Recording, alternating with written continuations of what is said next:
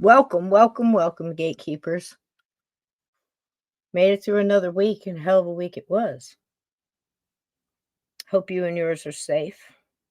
I am Mark safe today from the madness. So it's my job to try to bring some madness to you tonight, but the good kind. We were sitting around yesterday talking about medicine and herbal medicines and things like that, and doing a lot of radio shows and thank you guys so much for jumping into Three Beards podcast and making that a great adventure during the week. I appreciate it. But doing some other spooky shows. So anyway, coming up with things you're sure of. Tonight's one of them. Tonight is one of them. I'm sure that laughter is one of the best medicines out there. So there's two. There's two things I'm willing to say I'm on a solid foundation. I'm feeling pretty good about. Love is eternal. Laughter's best medicine.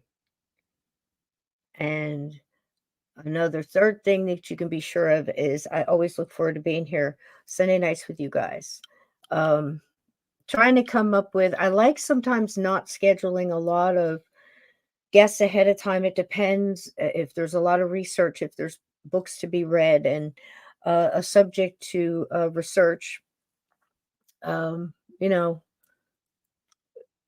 B-roll to find, videos to make, you know me. Yes, but I like to leave some open because there are times like hit me this weekend. Um, what do you do after a week like this, right? You know, everybody comes in, they want to shed their week. Hello and welcome in, everybody. You want to shed your week a little bit and you want to forget about things. It's hard to do. Hard to do. So we're going to have a spoonful of medicine.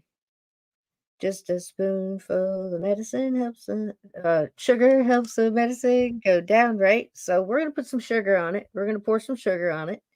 We're going to do a little laughter. And wouldn't you know it, when I was looking for um, silly things to make you laugh, you know, like that case I told you about, and I'll tell you more about tonight, where laughter was the cure. Um, and as you all are coming in and everything else, welcome, welcome. And I want to welcome each and every one of you, but I wanted to explain again. So I was left this one open and I said, you know what are we going to do? And I'm looking through my stash and looking through ideas and back ideas I had written on a notepad. And sure enough, our old friend Lenard Nimoy comes up with his episode of In Search of Laughter and how laughter heals. So I started to think about my paranormal chain of wonderful, wonderful people that I have met along this wonderful journey of mine. And you know who popped up? Marana Butts. She's a wonderful medium, wonderful energy. You can tell that she has laughed her way through more fire.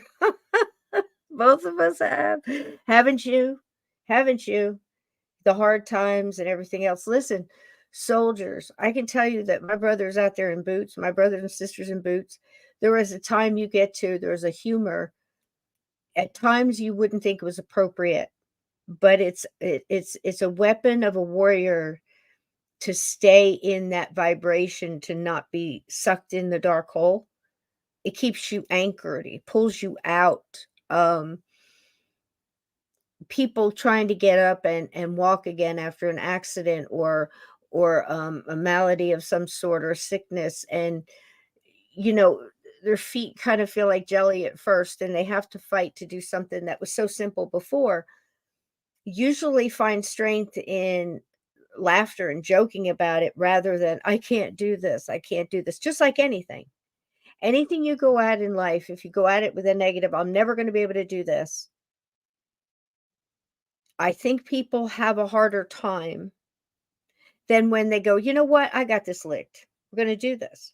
Whether it's sports or a job or a task or fixing a car, an engine, or changing a tire or baking a cake, fixing something.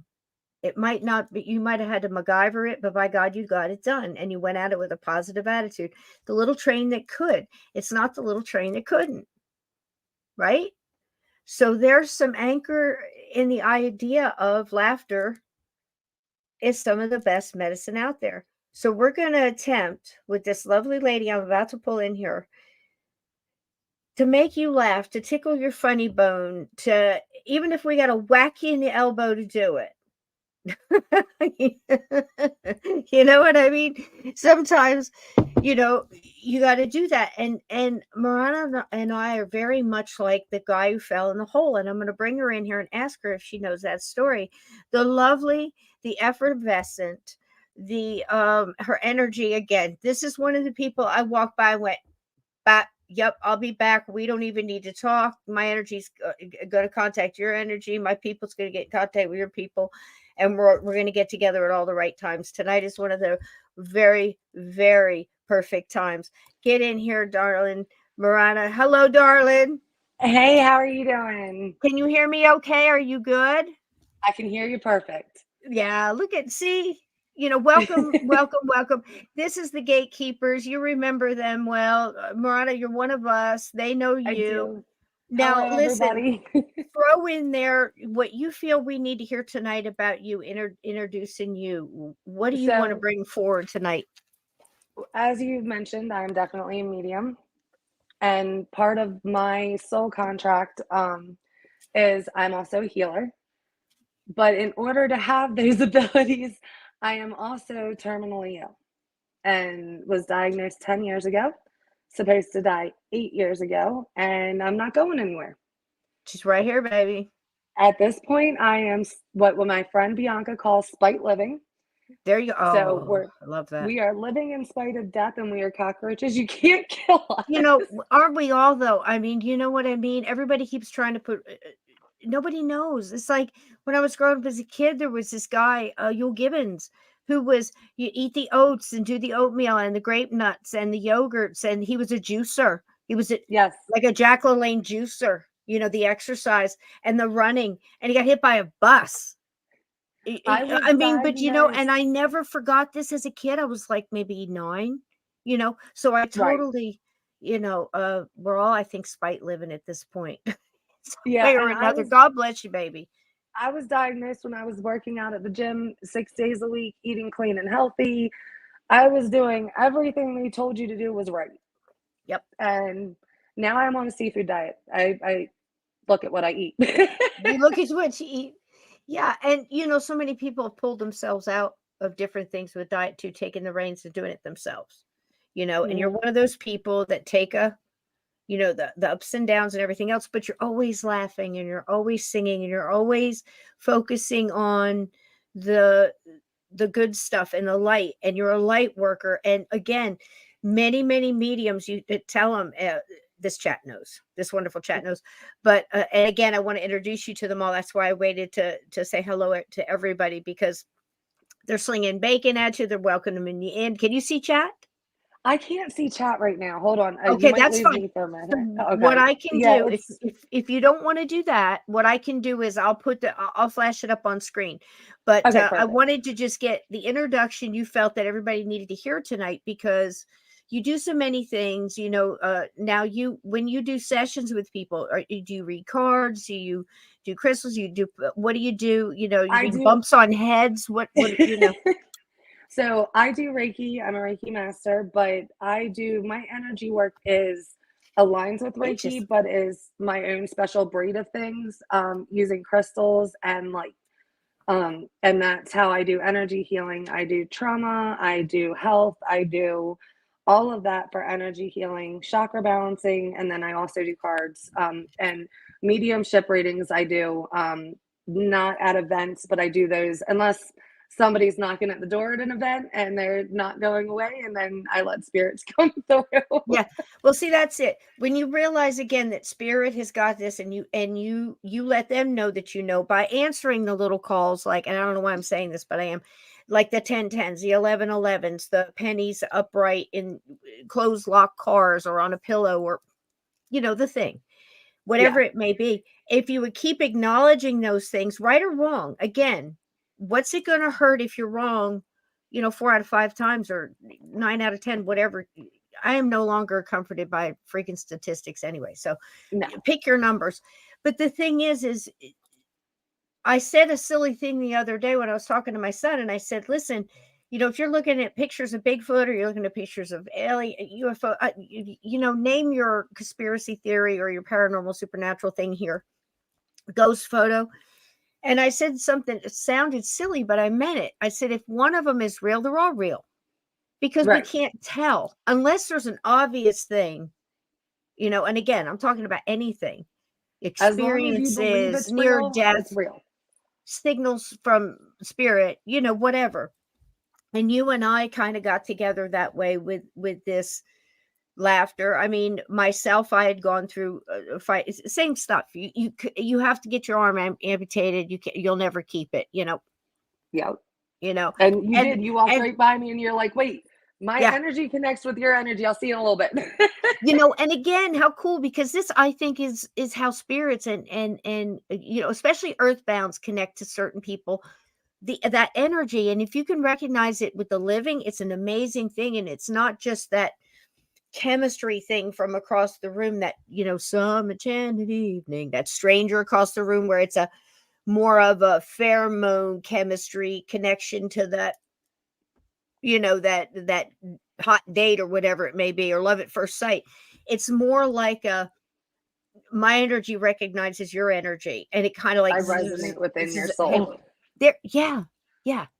And like I said in the beginning, these are two people, myself and yourself. Is that correct? Myself and Yes. yourself. You Yourself and myself. yourself and myself. I always comes last. Myself and myself. Well, myself and myself. That requires pharmaceuticals, doesn't it? Okay, wait a minute. Yes. So yourself. Oh, never mind. You know the thing. So Yes, the thing. The thing. it's so funny, because it's just. Do you know the story about the guy in the hole? I say it all the time. My chat's tired of hearing it. So You the know what I only thing, mean? the only story I know is a special needs version of the guy that fell in the hole, and that's with a special needs parent. Another special Oh, needs parent will jump right in. okay. They're like, okay, Sim we'll figure this out Similar. together. But yeah, Similar. So okay, similar. And it's like life. It's just life. Guy walking down the street falls into a dark hole, can't get out of the hole. It's too deep, you know, and there he is. Can't get out. People go by, different experts that, give him advice, or, one guy wants to charge him for a rope. I mean, there's a whole bunch of different people that go by that should be helping this dude. Nobody yes, can really help him but give him advice. Finally, a friend goes by and he says, "Hey, Jim." He said, "Hey, I'm in this hole. I'm in this hole." And Jim looks down and says, "Hey, Dave, what are you doing in the hole?" "Well, I made some mistakes. I made some bad choices. Here I am. I'm in this dark hole." And he said, "Nobody will help me. And I'm so glad to see you. And, can you help me?" And he goes, "Yeah, sure. Hold on." And he jumps in the hole. yep. That's "What are you the same doing?" one. "Now we're both in the hole." He goes, "Yeah, but I've been here before and I know the way out." And Yep. that's the thing, it's that energy recognizes warriors. Warrior recognizes warrior. And it's healers recognize healers, and light workers recognize light workers, and so on and so on. And they tell two friends, and yada, yada, yada. Yes, So here we are tonight. Both of us know the way out of the hole. And we're for reaching sure. out globally to others who know how, that have been there, whether it's fighting a sickness, helping a loved one through a horrible accident, pulled from death's jaws, or loved someone over, or as in some native cultures we call it singing over a soul. Um, Yes. so many beautiful things in the cultures that you and I both connect with. It's so similar to Reiki. Handshaking and Reiki go hand in hand, feather Oh, to hand. It's all energy, for sure. One you of my know. friends was over having coffee with me the other day, and his brother passed over a few years ago. And he has been really weighed down by the death of his brother. Mm. But even though I was sick, and I would have my guards up when I'm sick, because as we all know, you don't let him down when you're sick. You're His weak, yeah. brother came through to me, and I touched him, and he could feel his brother hugging him. Oh, So that energy is as yeah. simple as a touch. And two, again, I want to bring up, and that's so beautiful. And that's the point of this whole thing, uh whatever you are, as a light worker, whatever you're doing as a healer, or whatever, there's so many different branches, and I love that because it Right? spreads across the globe like a spider web of light and love. Because listen, we have to have it, because the other side's got theirs. This is a dark fog that Yes. just carries all kind of sickness and disease and hatred and murder and desolate and And agony that and rabbit terror. hole is so easy to go down when you're down. Yep. We got to That's why just you need to connect reach to the onto the spider web of light and just wrap it around like a net around the whole thing. Because Yep. listen, we've already won. It's so simple. Already won. Already won. All we have to do is agree upon it and understand that and go, yes, I agree. I'm part of that. Here's my light. And put it out into the world any way you want to do it, whether it's helping animals or the elderly or a neighbor, or just being a decent human being and trying to love your way through and laugh your way through all of this crap, because it's the only thing that keeps your light on and keeps you recharged and regenerated, like Frankenstein getting hooked up to the, it lives, that you go, we And got to do that. once you lose that laughter, then you're in that dark hole with no way out. And the laughter is what, Yep. they Oh told me gosh. when this all started, I had 8 years. Mm. I'm not okay with that. No, I'm not Not okay good with with that. that. It's been 10 years and I am still moving Go on, girl. moving forward, moving up, but I'm doing it by Yep. sharing what I do have with everybody Yep. else. Exactly. Yoda girl. Which tribe is Exactly. the And singing of welcome. our souls? That's in multiple The tribes. Sorry, I didn't mean to Yes. cut Oh, you off. yeah. I would imagine multiple cultures across different centuries over time, Yeah, and I continent can't and point to the continent, specific ones. because it's so natural. Yeah. It's so right, and it's natural, and this is why it's repeated over multiple continents without communication, Multiple uh, uh, cultures. multiple cultures, And we centuries in sing multiple directions with similar with tie-ins. exact things, and then a little bit of differences in each one that just gives it that special flavor from that culture or that continent. And it's amazing, whether it be herbs or, because right is right. So Right. medicinal healing, medicinal herbs, traditions, a greater than us being of love and knowing and understanding, and the powers to Connect. yeah, and not only connect, but to almost life and death, because Yeah. who didn't you got your cavemen that, can you imagine the cavemen with the first thunderstorm, with the lightning, oh my god, you imagine what that looked like. So Joanne, yes, and I'll tell you, it's so natural. Thanks for talking about that, and welcome tonight. My sister, the most personal, intimate case I have there, other than animals, I've done it multiple times with animals, but my sister was stuck, and I was so sick, very much like you. Similar story, it's like, where you're not in a good place, you got to be careful. But Yep. but you got to be. It's almost like the other side doesn't want you to do this, so they're trying to like weaken you. Yes, come You yes. force through it out of sheer will and stubbornness and adamancy, which is what you have to be as a light worker. It's not better than, it's not hubris, it's not, there's a reverence to it. And a lot of times our um us being adamant with this knowing, this faith of unwavering, just i- it's just it is what it is.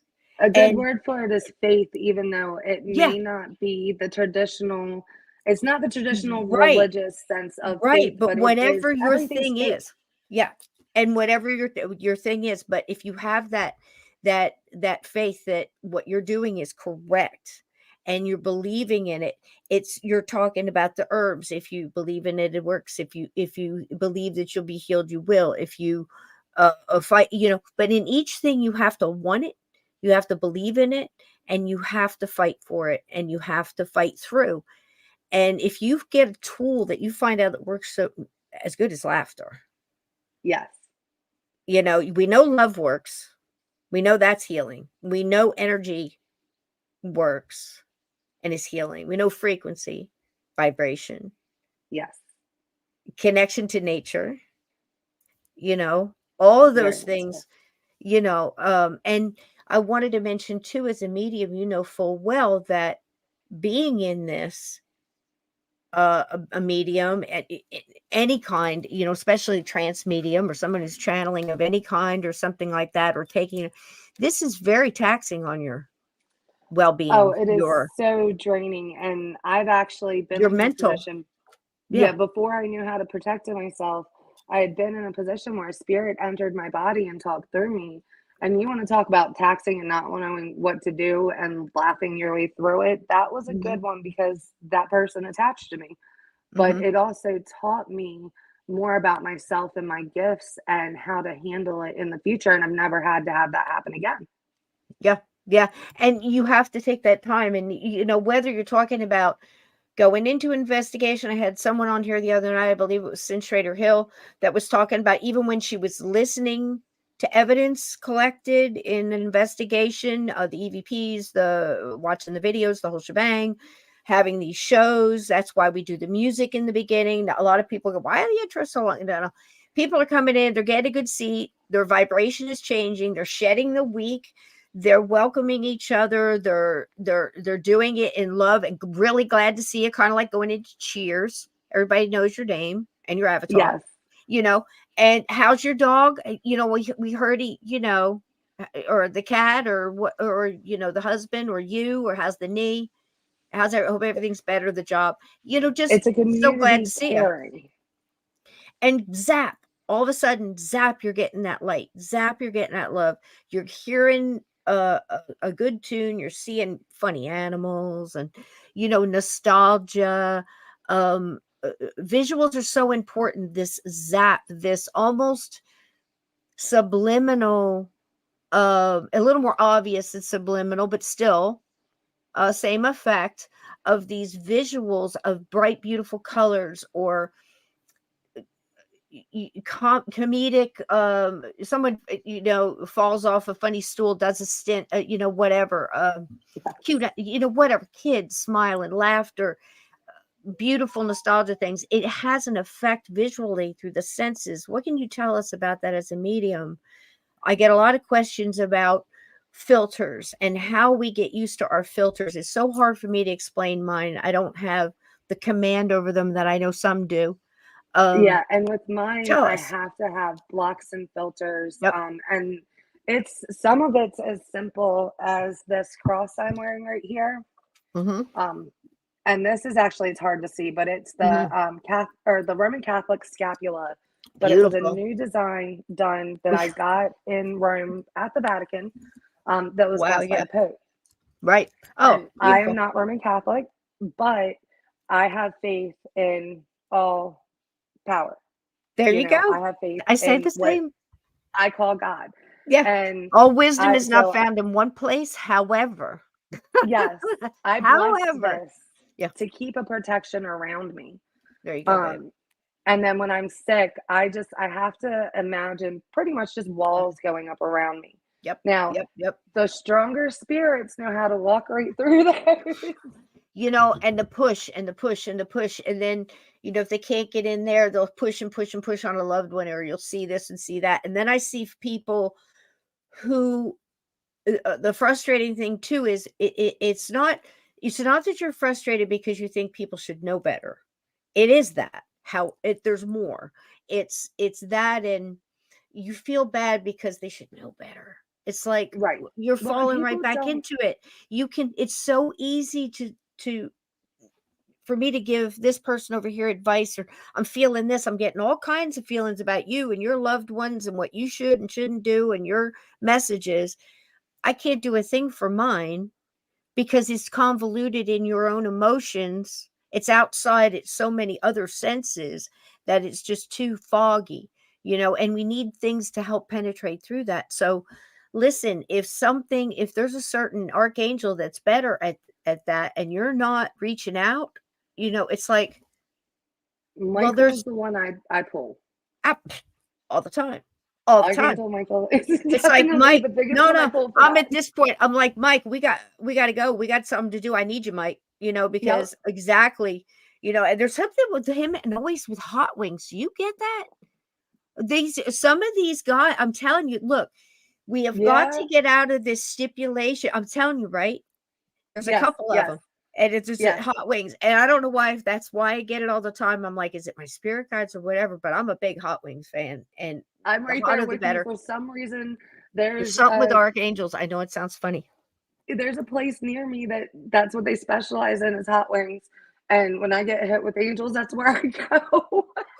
And it's funny too, because we have got to get out of this whole, and that's fine. If there's a reason for the whole methodical ritual, whatever culture, whatever time, whatever you want to label, you want to put on it, it's in everything.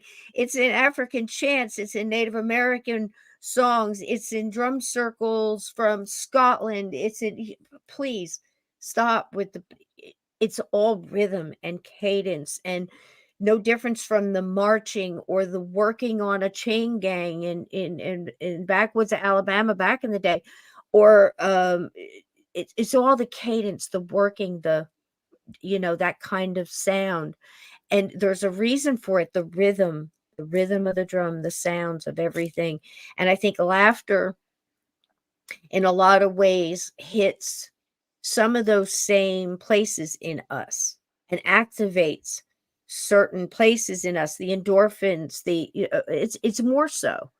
Yeah, It's it more it so. alters the chemical in your brains just like the music or good pharmaceuticals will do. Yeah.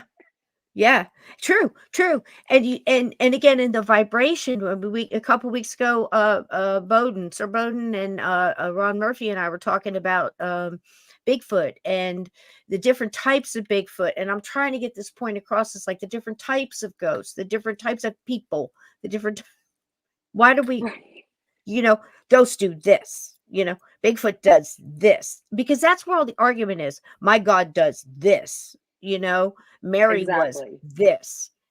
Hold on, you're missing the miracle all the time because of the arguing in the detail. Can we just agree that all these things are? Because Yes. if you're going to argue that, here's my thing. There, a wolf. Look at a wolf. Go into the deepest, wherever you have to go to get the most clean DNA on a wolf that's actually been living in the wild and not tagged and vaccinated and all. Oh shoot, I shouldn't have said that word on the inner tubes. Oh jeez. That's not what I mean. You're gonna That's get not us what in I mean. trouble We love now. you, YouTube. We love you, YouTube. I'm talking about rabies. Rabies only. Yeah, that's a timeout. We'll put that in a box. So I want to review. So but look how far, if you take a wolf, okay? Look how far a wolf is from a chihuahua. Oh yeah. That's not evolution. That's chicanery. No. That's people poking around going, I can make this better. I'm going to mess around with that. Look at a rose. I guarantee you, my mom was in the floral business in the 60s, 50s, 60s. I remember standing at her side watching her arrange roses when I was, oh gosh, I want to say 7, 8. Just a And little her bitty teaching thing. me how to make oh god, yeah. Her showing me the flowers, her showing me the artificial flowers. Back then, most of them were plastic. Look how real this is. Look how real this is. I can remember it's clear as day, because it was a profound time, and Yes. she did it a lot. So there's a lot of memory. So the point being, it, it's I guess what I'm trying to say is there's so many things that are similar that are important. It's the devil is in the details. We Yes. start arguing about Bigfoot does this, it does this, and I'm saying there's different kinds. There's going to be some that naturally evolved that stayed. There's going to be some that exercise their supernatural and frequency energy manipulation and being able to go from not physical to physical. Um, some of those I believe are warriors, real warriors, like they come in when needed to protect Oh the yeah. others, without a doubt, which is what I put in my book, Cabin 22. Be here for Halloween. We're going to do that. We'll talk more about that later. But instead of arguing about all that, you're missing everything because you've got a group of people who just want to catch one to prove that they were right. You've got the ones that keep getting evidence, evidence, evidence, and everybody's saying you can't prove they exist. Well, we've got 100 years, what, how many years of evidence, Years upon years upon years. in any of these subjects? Yes. Bigfoot, Well, and that's UFOs, alien abduction, ghosts, cryptids, leprechauns, fairies, whatever. You know what yep, I the mean? details are what is tearing us apart and not bringing us together because I don't, and I know you resonate with this.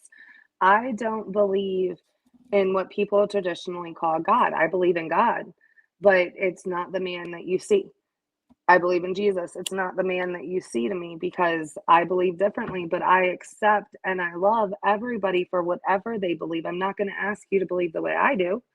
Mm. And I'm not going to argue with you about the details because all that's going to do is tear us apart.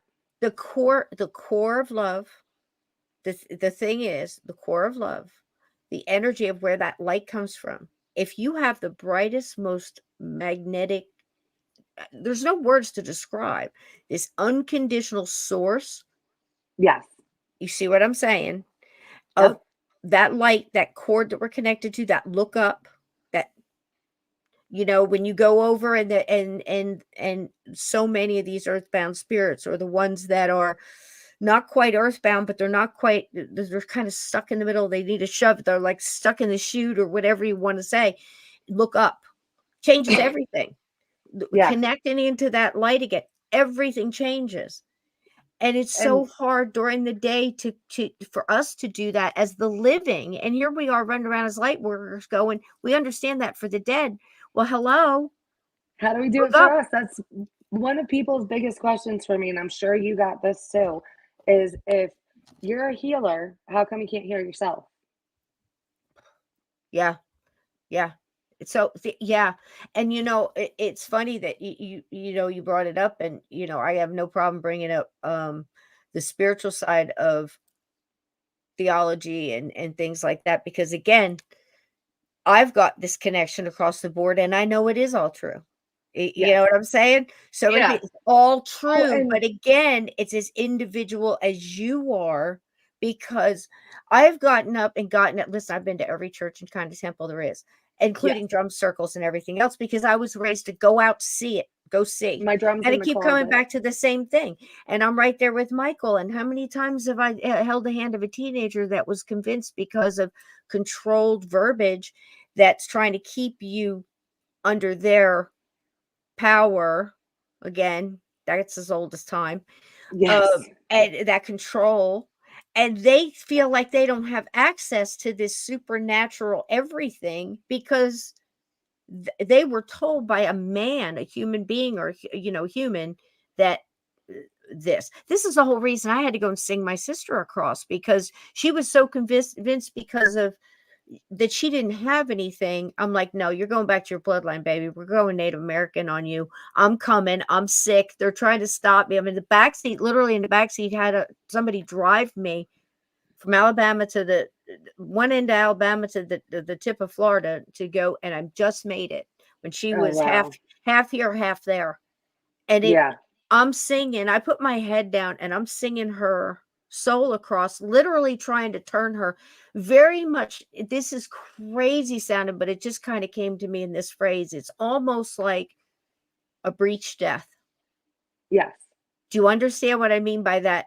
So you've Yes. got a breech birth, the soul and the coming in, It's but they're turned backwards. around, they're backwards, they're the wrong way. So you go in and you're trying to sing them around, and you're Yes, because almost we have to literally manipulate with reaching energy. in. Oh, girl, you're literally reaching in there and going, turn around. Look that way. No, get your head, look up, let's. and you're singing them across and you're trying to ease them around and turn them in this warm energy of almost like a spinning. It's insane, but it's hard to Hard to describe. explain. But you Yeah. love someone, and I could do it because this was my blood sister. I could call to her DNA. I could call her to her genetic memory and her past, connections, that Yes. whole lineage, and bring it forward. And I got them on the other side, pulling Pulling her the in the opposite same direction. direction. But there's Yes. people there. One of the strongest things, there's people there that she was afraid to see. And that's a hard thing to move them through. Yeah. So you sing them, you sing to them, and you lift their vibration, and you're loving them through it, Yep. and I'm joking, and we're laughing until you get that vibration at the right ping. You know what I Yep. mean? Does that Yeah, make sense? absolutely. That's a It makes crappy way to absolute describe sense. it, but Well, and my stepdad, when he went to cross over, he put himself in purgatory, a self-made purgatory, and it mm, took 7 or 8 years for him to actually be able to turn around and face that and cross over. it's it's so funny because you wonder again. We said that not everybody is. I go back to the whole thing of the argument. You whether again, if you're talking about Bigfoot or UFO or whatever, religion is the same, theology is the same. It's the same, because instead of going, it's almost like you want to go to a big crowd of people and go, does everybody believe that there's a source where we get energy from? We're all connected. That love, that is, if it's the opposite of ultimate darkness, it must be ultimate light. Can we go there? And then you go a little further. It's like, do you agree that you would rather be treated well than treated like crap? Don't you think it's fair for us to do it to the others? Do you agree that loving your enemies and being nice to them makes them absolutely nuts? Like, whether you say it, keep smiling, it makes them crazy. This rather than the constant battle, because war begets war. And you think about it, it's like these are common sense things. you know um just want to be left alone to love your family and have a fair shake at the pursuit of happiness and the freedom to choose to do so. And I How got a simple is great that? I've got a great part for this. I was on Facebook the other day and I saw this post about Halloween and how at Halloween time we open our doors to everyone and give them something nice, whether they're scary, sad, whatever they may be, Bigfoot, alien, whatever shows up at your door, you are opening your door and your arms to love these people that you don't know from Yeah, anywhere, that's the way and it's you're supposed to be. connecting with yeah, you're connecting with Yeah. them. So why aren't we doing that every day? Yeah. And it's the same with a lot of holidays where I think we have to stop. And that's where I think tradition, culture, traditions, whether it's things that my grandmother did, or someone baking a bread for Yom Kippur, or somebody, putting, you know, uh, a manger up, or, whatever it may be along that has your thing, or uh, doing a certain quilt or a certain weave in a blanket to tell a story. I'm watching The Chosen right now, and I'll tell you what. So am Telling I. you, I'm just about to are you? start it. I Oh, just girl, downloaded it. Yes, I yes. binged it. I binged it, and here's the deal: because I have always, Jesus Christ has always been my best friend, even though I have not always been his.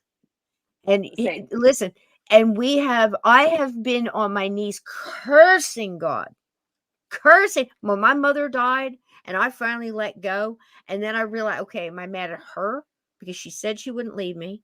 Or am I mad at God for letting you? Because I made lots of promises. I did all the things. If Yeah, you let all the her, I'll trade-offs. be this. I'm dealing, I'm bargaining, all the things that, if you want to go the psychology route, the bargaining, the whole, you know what I mean, the grief, Yes, I know the, absolutely what you the mean. line of things that you go through. Some stay there longer than others, some back up and do a couple again. and it's Yes, just everybody, yes. but again, it's just your individual, your thing. But when you realize that really, honestly, that if you just let up off of this stringent, nothing like The Chosen ever explains the sacrifice and the control and the laws and the rigidity of the Jewish people at that time that they had to go through, this suffering, and everything. There's so many laws.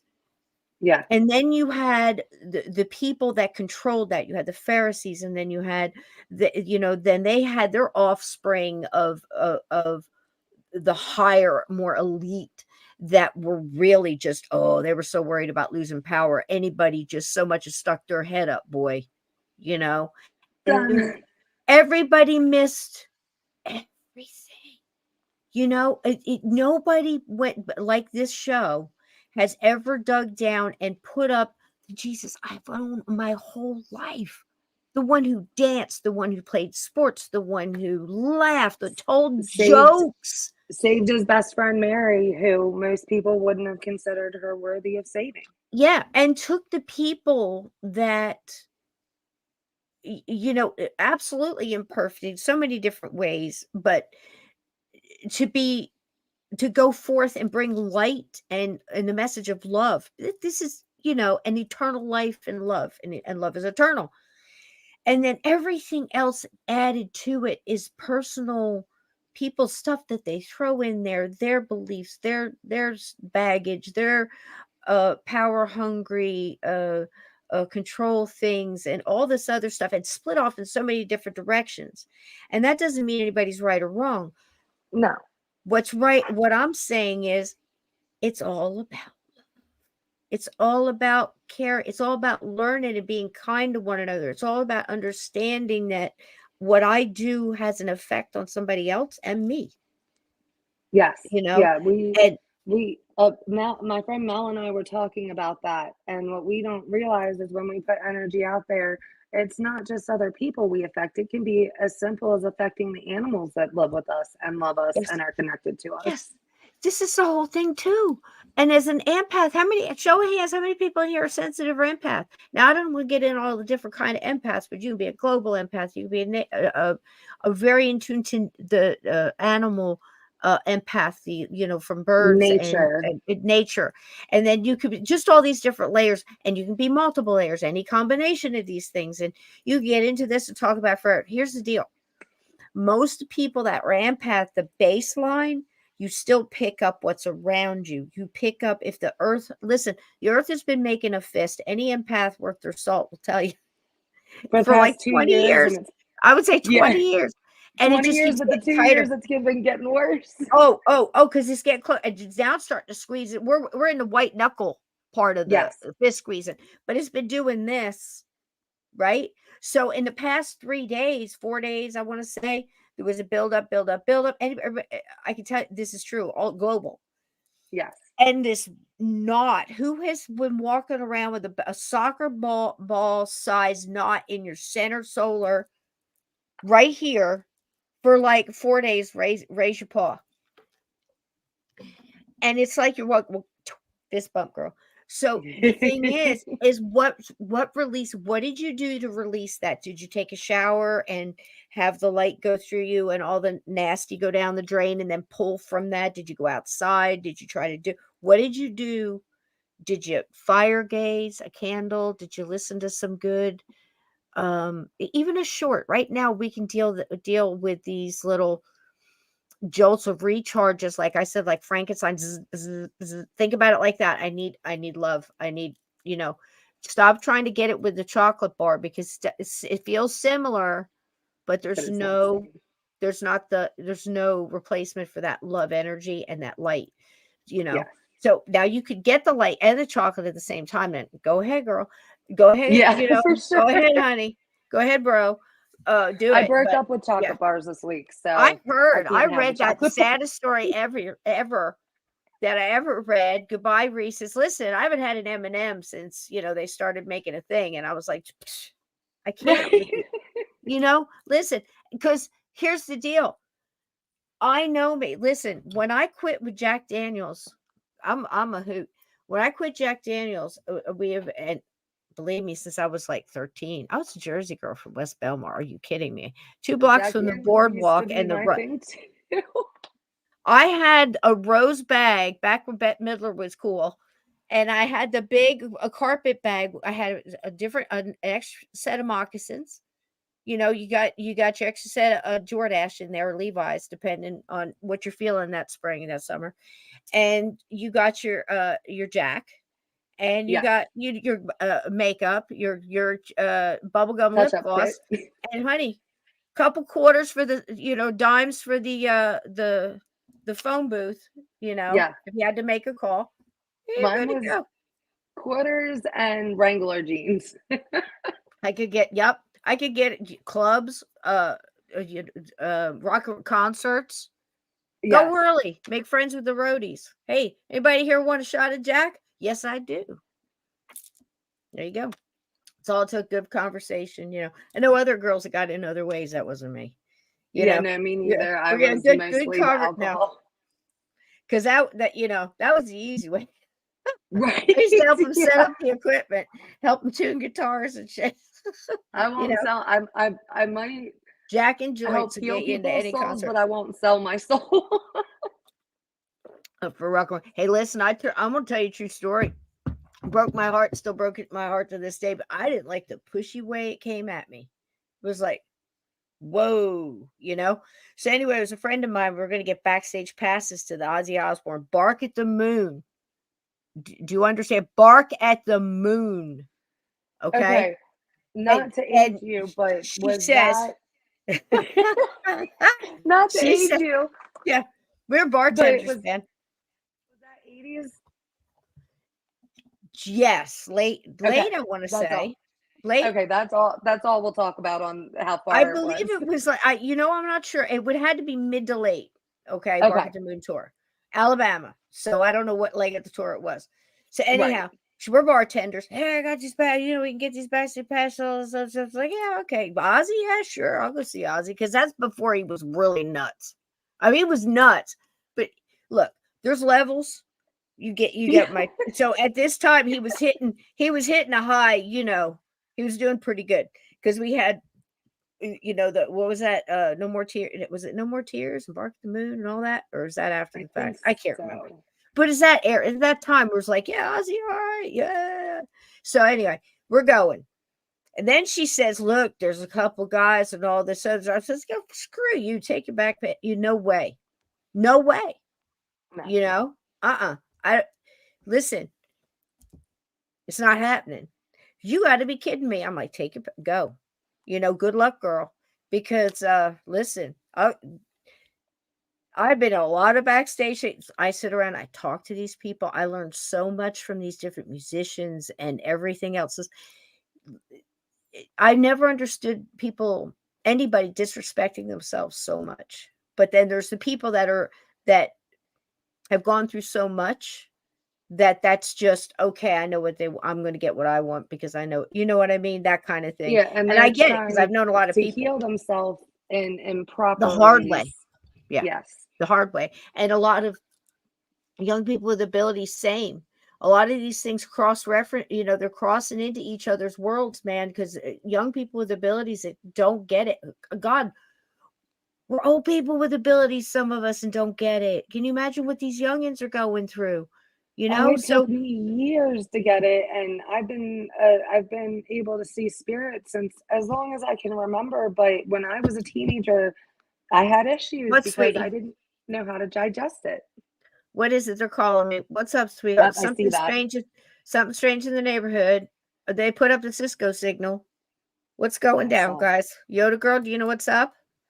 I know I missed something because we were love my I stories. missed it too. I see the chat. Love Cisco What stories. story did Yes, I tell? I told a story. the When was roadie it? story. Who? The roadie story about Oh, Metallica, or good not God. Do I Metallica. Oh have my roadie goodness, I stories? Are just you messed kidding? that up. Ozzy. Oh, holy shit. Which ones did I tell? I should. There's some I don't think that I should tell in the inner tubes. So if I start going too far, reel me back. I'll Um, reel you back. Don't worry. so okay, wait a minute. Here, I think I found it. Is this it? Okay. Cisco, tell about the Tell about. band. Chainsaw, you almost put a hurting on. Oh, What? geez. What did you do with to a chainsaw guy? I don't know. Were you ever at a haunted house where they chased you with a chainsaw? Oh, I oh, hit it, didn't I? yeah. Oh, oh. Okay, so that's kind of two stories combined. But here's the deal. I'll tell it real fast because it is Halloween. And we have a Halloween treat moment too. Because here and you are welcome to pick a night and join us. We're doing Cabin 22 live, 6 consecutive nights. Each one runs about an hour, hour and a half. Okay. And we're listening to the book I wrote and narrated. I do voices. It's wild. Oh, that It's would be wild. awesome.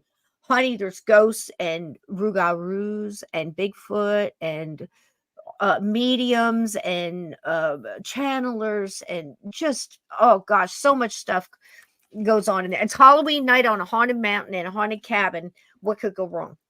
Oh, yeah, I'm down. I'm down. And it's a Halloween tradition here. And I'm picking somebody every night, to come and To sit with a spot. co-host. And we do Perfect. popcorn and do all kinds of stuff. And we make treats and everybody enjoys. And, it's wonderful. So where were we? We were talking about what? Chasing you with a chainsaw. Oh, so yeah. So Halloween. So my jerk friends talked me into going into this stupid haunted house. I hate them. I hate them. I hate them. Because I am of the mind that I'm not sure if that really is a guy in a mask, and I'm going to act accordingly. I know Right. me. I've known me all my life. I've seen me do it. There we are. So be honest, okay? So I go into and I'm trying to find something to do with my hands because I'm so reactionary, you know. And Yes. literally, I'm like, this guy, okay, that's all right, funny, okay, yeah. So we go through, or I'm hanging on to the person in front of me, you know what I mean? So it's just funny. So anyway, going through in high school, we're half drunk, it is what it is. So we're all going through, and I know it, that if there's a jerk in there that's overactive, doing his thing, or a little bit too zealous, they're going to come after me every time. So we're going through, and half the group gets through. It's always the guy in the middle or the one at the end, at the hit, And Yep. there's this big Frankenstein, and it's so good. But they're college kids that came down. This is here in New Jersey on the boardwalk. So this is Okay. like all the college's drama people and the makeup people, and they're into it, and All the scare they're actors. tripping. Oh my God, they're tripping their balls off. They're there, half of them think they're Frankenstein, which is a scary part because listen, Brigantine Castle, not a couple of years before, a bunch of people tripping LSD and purple microdot stuff started stabbing people with scissors in the haunted emergency room, Oh, Jesus. laboratory and stuff. Yeah, which triggered a bunch of other psychos to go off, and people were doing all kinds of crazy stuff, like Chain hacking it. reaction. You understand that? That's what I'm saying. It's a change reaction of I used I used to be a scare psychobabble. actor. I was a scare And they're actor in dragging me Ponytown. through these damn places, and I don't know if these guys are tripping. Yeah, if they're doing the same stuff, I mean, back then, listen to me, it was guys. common. When I was going to high school, you kids right now, I don't know, these plastic things made in labs. I mean, come on, we had some really good stuff. But yeah, I can remember the Quaaludes and stuff like that. I mean, I'm telling you what, the clubs, the disco. How do you think disco got away with disco for, for all those years? Listen, it had its moment. You know what I mean? But the things that they got people to wear just by plying them with those drugs it's absolutely amazing. People were running around in 6-inch heels with live fish in them and thought that they would live. Right. There were guys in double-breasted flap over polyester bell bottoms that came dancing at you wearing silk shirts open to their belly button and big old gold chains and perms and thought they had a shot. That's how good the drugs were. You get my point? I Oh, I rest get your my point. case. I rest my case. Yeah, I totally I get it. was hardcore rock and roll. Listen, I've been rocking Angus Young AC/DC since the first album. You know, I was like, Okay, once I find it's blues, it's rock and roll. Where are your questions? Yeah, absolutely. Angus, you know. So anyway, but I love everything else too. You know, I really do. Most everything. Yeah. And I think that's the way we look at everything. I think that's the way light workers have to look at things too. You got to find the beauty and stuff. Because listen to me, we are connected. And if all this energy stuff is true, if all this mass consciousness stuff is true, if what I do affects you, what you do affects me, how much light do you think we have to put out into this world to combat the evil that you have seen this week? How in this past year? In this past 2 years, I told you for 20, 25 years, I was sitting here talking to Bill Bean, talking to him how all my friends that are sensitive in whatever way is seeing this black fog rolling over the globe. Yeah, and it's Just a taking over seething. the people who are in the light but don't protect themselves from the dark. It's walking straight through them. And they don't even realize it. They have no clue. Yes. Did you see Fallen? Denzel Washington Yes. Fallen. Okay. Yes. Did you see how they predicted the entity? Yes. Okay. Going through over the crowd, feeling it out. Feeling out people in their aura, in their crown chakra, in their back, Yeah. okay, coming at them like this, trying to feel them out, almost pushing on them. This is the same thing I saw in the bars where I saw the pushing on people sitting at the bar. You see, testing them to see, can I push my way in? Can I ride this one for a while? Like picking a horse. You And see what that's I mean? a good thing for remember I told you I've had a bad experience with spirits entering my body and that's exactly how it happened to me. I felt it grab the back of my neck and Yep. now when there's darkness around me, I feel it grab the back of my neck, but it Do can't you have get a in tattoo anymore. back there? I You have a do. tattoo on the back of your neck. Mm-hmm. I do. It's a black rose. Mm-hmm. Mm-hmm. Yep. I could see it because they're saying something else that you wanted to get something added there that would stop that, and you've thought about maybe doing to it. Like I saw there was something there, and then maybe it flashed through your mind that maybe I ought to put. Listen, the reason I'm getting that is because when I was in the military, there was a lot of guys that had put a cross or they would put almost like a Saint Christopher or an Archangel Michael on their back or in their whole neck because they felt that, you know what I mean, in their own way. Yes. Maybe they defined it as a soldier would, a warrior would. God's got my six, Yep. Saint Christopher's got my six, you know. Grandma gave me a Saint Christopher medal. I find faith and I find protection here. Yes. But Yeah, the same, I've seen young soldiers scramble for a medallion such as that the same way. And Nicole Kidman's character in Practical Magic scrambled for her tiger's eye yes. for the protection. Yes.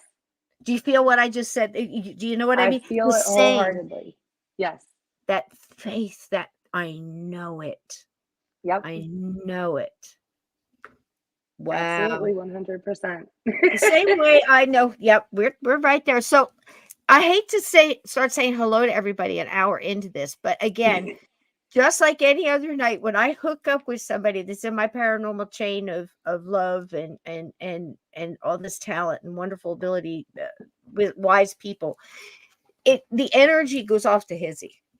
It's like facing two mirrors at each other, and it's like if for the old broads like me, the Nintendo, what the hell was the name of it? Nintendo, wasn't it? Was it Yeah. that you could do the paddle ball? And it was a big deal for us Oh, kids to that was go and set the Atari. Atari, where you would Yeah. set the paddles and the ball would just go bip, bip, bip, bip, bip, bip, bip, bip, bip Yes. between the two paddles and walk out of the room because it was like you felt like a hot shit. Yeah. That's what it feels like to me sometimes when I get with somebody whose energy is firing on all cylinders like mine. And also in the chat, because you've got all this energy and people listening in the chat and they're reaching out, they're getting charged, they're sending it back out because that's this chat, you Yep. know, and it just gets wild and we just like bing, bing, bing, bing, like Ricochet Rabbit, you know. Yes. But the big thing about this whole thing is this. We forget, like I'm walking through those days that I said, as many of you, again, I'm sure, the soccer ball, heavy lead soccer ball in your center, solar, you know, it right smack in your chi because you're absorbing all of this loosh out of this world that's going around globally. Globally. So, how much light do you need to throw back out there to vex that? Only takes a pinpoint of light. It only takes a mustard seed of faith. It only takes a candle light to break open a huge space of darkness and just dispel it and run it gone. So if everybody sinks into that and realizes that they got to recharge, whether it's coming here to recharge, to laugh, to goof, you know, to laugh at my technical maladies or or whatever they're trying to shoot at me, because again, they're attacking. At the Yep. same time, you're trying to play offense and defense at the same time, 5-level chess, and you're still trying to pay your stinking bill, you know, and but go buy food that's like, you know, you The know, price of a house. yeah, and then talk price of my house, you know, whatever it is, you know, again, but do you feel the earth pushing you like in the stand, separating people out to where you've got the calm, you've got the light people that know, dude, it's all about love and community and tribal and helping each other and helping each other through and getting in the hole if you know the way out, helping to fix that car if you know how to do it, helping the teenagers in the neighborhood learn how to can or something. So maybe, you know, you can cut down the what you need next time around because you've created half, you Right. know, to offset whatever it is that you're trying to offset, or maybe carpool again. Listen, this all happened in the 70s. I remember the ecology thing. If you don't do it, the polar bears are going to kill the penguins. Arr! And you had to run around. You had to have the green E on your car, or the energy activists would, you know, bust your windshield or something. Listen, we've seen it all. You know, I saw Alice Cooper before I saw Marilyn Manson. I saw, you know, you name it. It's all been done before, folks, in multiple countries and multiple cultures. The one Yes. thing that lasts in every bit of it, community, love, tribes that stuck together, people, like-minded people using their ability and their trade and their knowledge to assist other people who do not. As simple as teaching a kid to sew a button on or how to cook a whatever. Listen, people don't know how to even deal with their kids. You know, you're No. talking about Sandy here, you know, in New Jersey, or you're talking about any Yep. hurricane lockdown or anything like that. I was working AC Moore for 10 years through some of the weirdest crap in New Jersey. And they would come to me, you got to give me something for my kids to do because they're making me nuts. That's all you ever heard from people. You know, I got to do this and this and the things that they were concerned with. And it was all material and not all. This is a broad brush, but I'm telling you, Yeah. listen, I stand behind that broad brush. I dealt with the public in and out 7 days a week. You know, I was a customer service manager for Pete's sake in multiple different places, you know, out there in the public, you know. And anybody that does that can give you at least a representative slice of what you're dealing with in your neighborhood, you know, in Yes. your community. You know what it's like. And everybody they were, listen, I'm laughing my butt off because I'm saying, listen, now you have to stay in the house with what you're raising. Now you know what these people have dealt with. Now you know what these people have dealt with. You have to sit down, you have to put down the phones, and you have to talk to the people that you live with. And let's you sort that. create what they become to a certain degree. Mhm, mhm. And I've that's, got taking teenagers into right now. consideration, let's have common sense. You're taking into consideration, I'm not, saying anybody that ever had to live with an abuser or were locked down with somebody that No, that abused them verbally or physically or mental, whatever. I'm not saying that. I'm not saying that. I'm saying correct. normal parents that, whatever, we got caught on that wheel, not just one hamster wheel, but sometimes several people in the same household on different wheels all at the same time Yes. and not realizing. And I think it's a blessing to have to tap the brakes a minute and see, where are we right now? Where do That's we what with want to my be? kids, we do family dinner at the table every night because that's our point to put technology down and reconnect with each other because as kids get older, they do more. So you Mhm, lose some of that connection time. But mhm. if you have a specified time every day that you guys sit down together and that's when you talk, then you still get to have that active Yep, participation in their lives.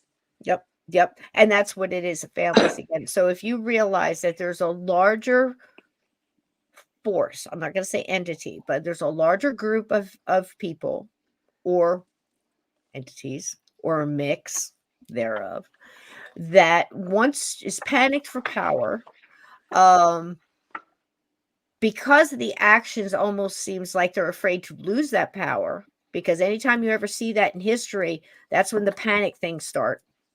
Yeah. Okay. So that ought to make you see that little knowing smile of going, hold on, what we're doing is working. Push harder.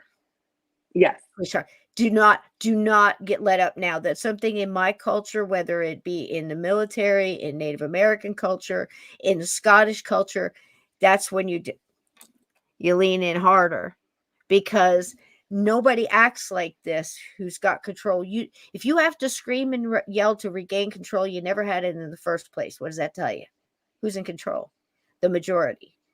You know what Yes. I mean? And the majority wants, if you take out the labels, if you take out the bullshit, if you take out the rules and the things that we disagree on, we all agree on, we want to breathe air, want to raise our kids, our families, or not. We want to go to work without being shot at. We want a fair pay for what we do. And as Right. long as your peanut butter isn't getting in my chocolate, I'm fine with it. And if you're not hurting somebody else's chocolate that can't stick up for their, you know, chocolate. Yeah. You know what I'm saying?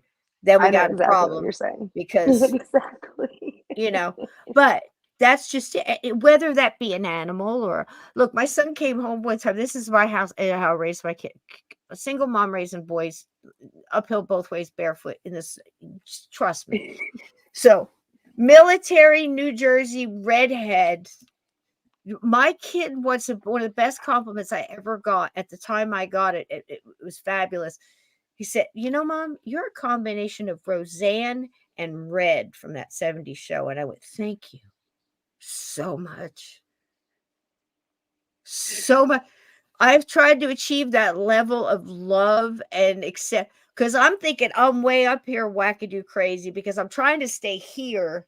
So I figure I got to play Right. it up here in order to gain some kind of semblance of control here, so you go, Yes.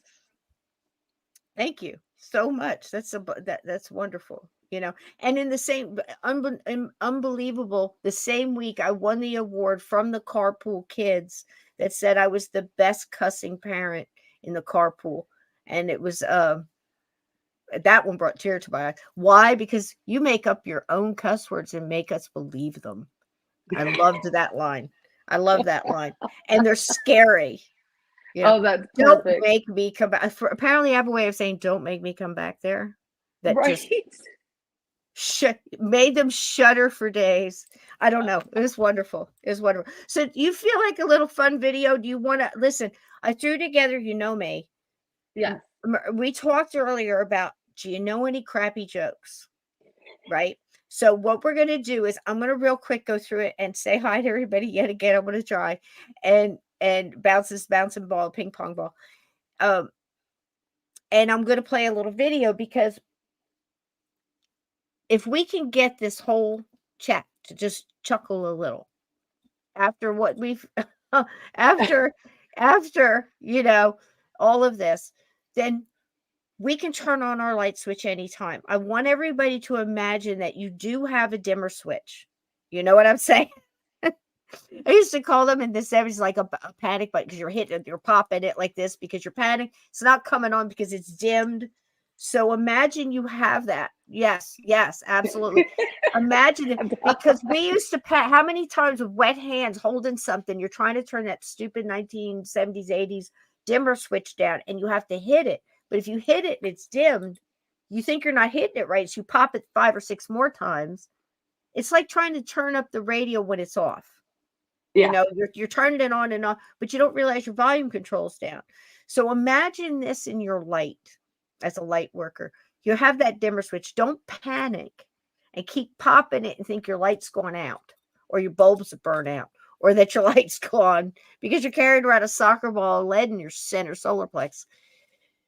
Don't pound at it. Check to see if you've dimmed your light setting. I know that sounds strange, but when you're driving and you're going through traffic and you realize, can you recognize your own breathing? Are you breathing like when you're driving, or are you? Well, when you're running, you regulate your breathing. When you're exercising, you regulate your breathing.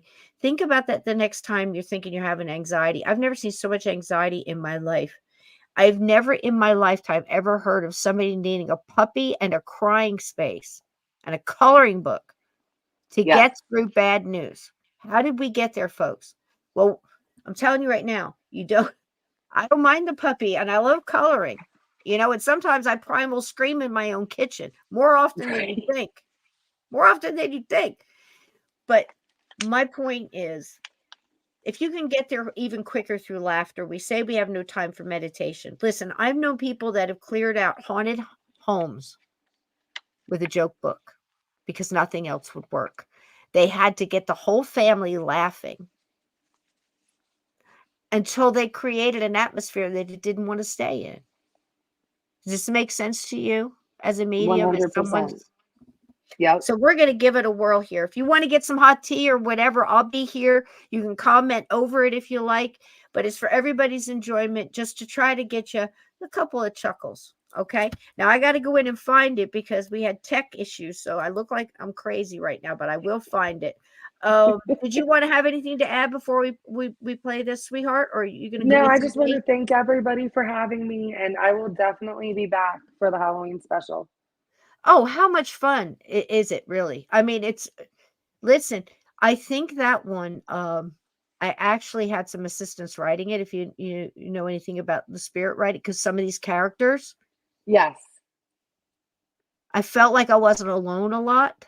There was times I know darn well there was somebody sitting on this desk over here, like behind me. Like you could feel it. Like Yes. somebody had a story to tell. You know what I mean? I know exactly That's what you that mean. one. They want to be heard. Oh wow! And it's almost like, I don't wanna say I lost time, it was more subtle than that. It was like, I'd really get deep into the writing, like I was on that train and I was deep into it, I was in the zone, more so, but it was when I was reading it back to Steve for the first time, because I would read it back to Steve Stockton, like, every day, and it was in between our channels, and I'm like, "God, I don't remember writing that." That kind of stuff. Hmm. More often than not. I know I can find this. If I could just remember my alphabetical order, I could probably sort it out. Oh, there's the one I'm gonna need here in a minute. Do do do. Hold music. Do do do do do. Come on, I know I spelled it. Is that it? Yeah, there it is. Here we go. This could be fun. Right out the gate is good, right?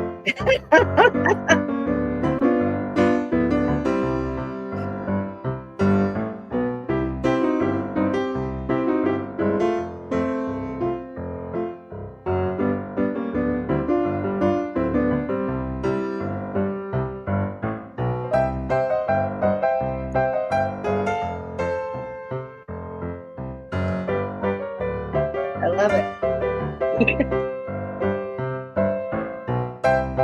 Oh gosh.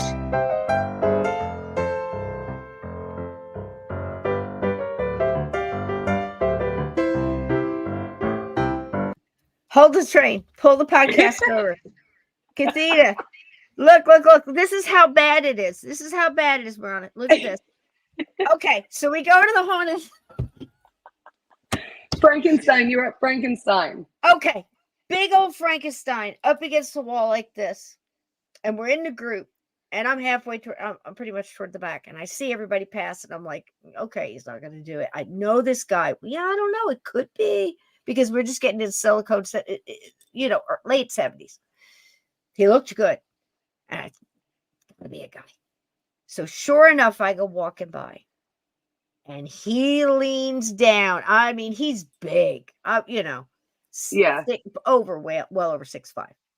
And he just does this bend over, lean down right in my face. This big old Frankenstein, the bolts and the whole thing. And it's all makeup. It's not a mask. This is, they were college drama people. So it's makeup. Yeah. Oh. And I just he does this growl. I just remember the growl, and I saw red, and I start swinging. I gave him the best right hook. I used to be odd and wear my watch on my right hand. Beautiful gold watch. My sisters always had a jewelry store, always had nice watches. And I punched the daylights out of this guy, and I kept wailing on him. I remember the third punch, the bolt was hanging and just hanging on by like some gum paste, and it's just swinging there. And inside of this, all this, this forehead and everything else, I hear this voice come out of this Frankenstein head. And it sounds like Curly from the Three Stooges. Hey, lady. Ow. Lady. Hey, ow, lady, that hurts. Cut it out. And it's just screechy like this. And I'm laughing. Now I start throwing in laughs, and I'm this way, and I'm just wailing on this guy, and I'm laughing, and my watch goes flying. My friends are trying to pull me off. I'm wearing one of these 1970. I'm wearing a jeans jacket and this down vest that was like 2 sizes too big for me, and they've got me by the vest, but I can still move my arms, and I'm just getting in all these licks. And he's trying to bob and weave, but he's so big in this little hall, he can't move. And it was just so funny, and I'm laughing. All I remember is hearing this voice. They pull me out. We go back the way we came, which now we're like salmon going up this haunted river, all these people. I'm like, what happened? What happened? And I'm laughing, and they're picking me up by this vest, and I'm like sunk down like a turtle. And I can still hear myself laughing inside of this thing. And I'm like, God, I didn't kill him, did I? And it was just so funny. They got me out, and I wasn't going back in there to get my watch. And I'm like, screw it, let's go. Because I figured I was going to get busted. I didn't want to spend the night in jail, but right. This is this. So I don't go in them because you see what I'm saying? Yes. And I'm going to say thank you to, I can't talk now. Kathita, real quick. Thank you for sharing my page as well. Isn't she lovely? I have wonderful mods here. Here we go. Yes, tell us again thing, and I will start the joke thing again. But I had to get that out. I'm so sorry, Kathita. Oh, you're good. Thank you so much. One of our wonderful mods. And so there's the story for Halloween. The night Frankenstein almost wound up in the hospital. Yeah. Yeah. I saw him on the other side trying to explain. Both bolts were swinging, and he was talking to somebody dressed as a bloody fairy. It's just, but he was fine. He was on his platform boots and putting his face back together the last I saw him. So there's no statute of limitations has run out way on that one. Okay, here we go. These animals, man, are so cute. My dog does that. Turns that upside down. Too precious. Good movie.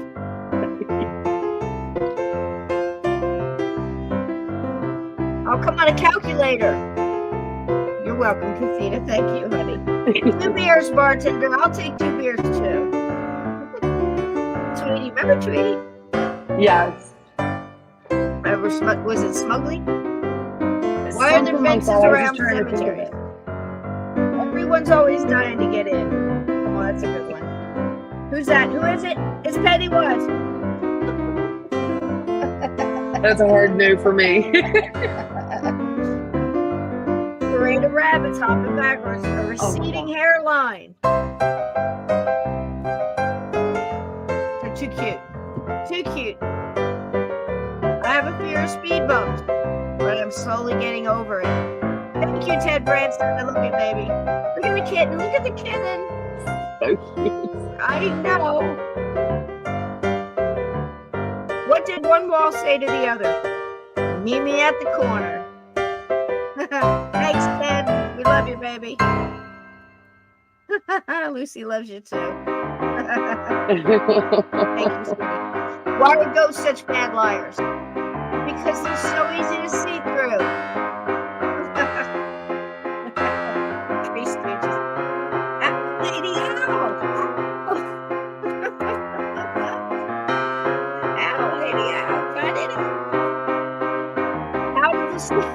How did the skeleton know it was going to rain? It could feel it in his bones.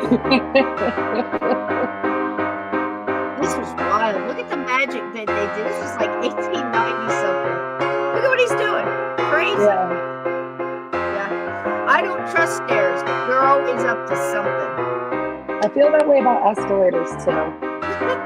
It's so true. Look at the dog. Look at the dog. Did you hear about the beautiful wedding? Even the cake was in tears. Take my wife, please. I get no respect. I get no respect. These guys, Keystone Cops, everybody. They kept people laughing a long time. Look at this. Snoopy! What's the best way to carve wood? Whittle by whittle.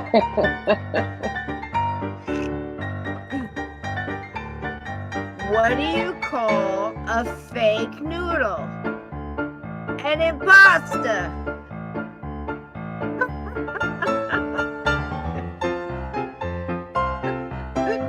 Oh, God. Keystone Cops again. Oh, look at these babies. Hello. Look at this. Look at this dog. Yeah. Get out of here. Oh, look at the crow. Look at the crow. That could be a raven. Look at that beak. Yeah. Yeah, Snoopy and Woodstock. Oh my gosh. I'm reading a book about anti-gravity. It's impossible to put down. How did they do that?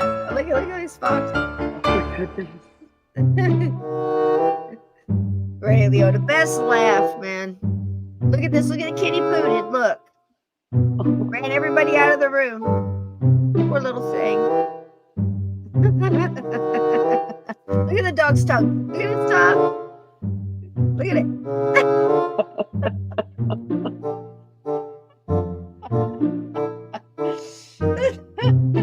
And the bone is to. Oh, that's funny. Yeah. It's good stuff. Groucho Marx. I tried like heck to find those glasses and the fake nose today. Nobody had them. What happened to those? Make them laugh. Make them laugh. So remember, if you're having a tough time this week, laugh a little. Laugh a little. Poor kitty. There he goes. I love Tara Lloyd too, Ted. And thank you so much for your super chat, dear one. We love you. That's for the funny honey. Sometimes I have a little CBD honey in my tea. I don't have any tonight. I did have a gummy though. So there's no telling. Anything can happen. So there you go. Don't you feel better? Absolutely. I love the laugh. I was laughing when you met me, and I know. In my personal page, Facebook profile, or I am mixing up words again. In my personal Facebook page, my profile picture right now is me laughing at an event. Yeah. You got to do it. You got to, and as hard as it is, and people look at you like you're crazy. Now, listen, we've all seen the crazy person that's just laughing like nuts, rocking back and forth, crazy, that kind of, straight jacket kind. That's not what we're talking about. We're talking about raising that vibration, tapping into the light. We've all been in those tragedies or seen those moments where you ever see that family in the emergency room? Everybody is wrought with pain and everything else, but they're still joking with dad. They're still, making little whatever jokes with the kids to get them to laugh too, and everything just seems to brighten up. This is what we're talking about. We're going to need to use every tool in our box. I don't care whether it's Archangel Michael or Buddha, or you're going to bang a gong or ring a bell or sing a prayer or bang a drum or march backwards upside down. You lighting candles and just saying prayers and throwing out energy. Do it all. Do it all. Laugh, Laugh sing. until you glow, Right. but don't laugh until you're not able to stand. Right. I can't believe I'm sitting here watching The Chosen. I'm, 3 seasons, eight episodes apiece. And the whole, underlying theme again is all of these people living together in these little groups, much like Native American tribes or tribes in, Africa, the continent of Africa, whatever, all anywhere, in any time. Scottish, come on, whatever. What is it? Why does everybody have to try to get their, again, it doesn't matter. They're just trying to survive like you. Why do we have to get into all these little arguments? And there's all these little extras that they throw in there because listen, the app is free. I highly recommend you watch it. Download the app and watch this, because this is what you were looking for. You wanted to get the idea of how all these human beings were reacting here at that time. And you know what I'm going to tell you? A lot of you light workers, you were there. That was a profound a time as it is right now, and you were there. Some of you chose to reincarnate in this time, and it can take that long. It could take a zippity doo dah, or it could take, I'm telling you, because I'm bumping into more and more people. That was a very profound time. And it was just as many argumentative little scuffly things. The stuff that they would argue about, it's like two people of the different couldn't sit down at the same table and break bread and eat together. You see what I mean? And they're trying to in 2,000 years, we're still trying to separate us off into groups. You know what I mean? I've never sat and asked anybody what they were, do you want a sandwich? I'm making sandwiches for, bears in the woods. And, that's my joke. I'll make you a sandwich, but, I don't make everybody a sandwich. Some people get, some people get last night's leftovers, let's be real. But the thing is why can't we just all get along? Yep. It's none of my business what you're eating. If you don't want to wear two fabrics at the same time and that's your gig, what do I care? And why would I argue that the person that we're talking to agrees with me, not you? No. Right now he's not agreeing with either one of you because you all are scuffling and fighting over stupid shit. So what they're doing, your spirit guides, your angels, your guardians, your loved ones, your enlightened beings on the other side are all looking at you going, geez, how many times has Harold got to go through this? And they're still arguing about, my Bigfoot's better than yours, and the BS, my car's better than my lawn, my job, my paycheck, my car, my house, my nails, my hair, my God, for Pete's sake. And why do I, again, it's just beautiful. Everybody's differentials are beautiful. And they bring it together I'm telling you, in The Chosen. And it's wonderful to see all these different heads of these different religions. And again, I'm not an organized religion person. I'm a words in red, Native American, nature, what's worked for centuries, love is eternal. You know what I mean? You Absolutely. Can't kill energy.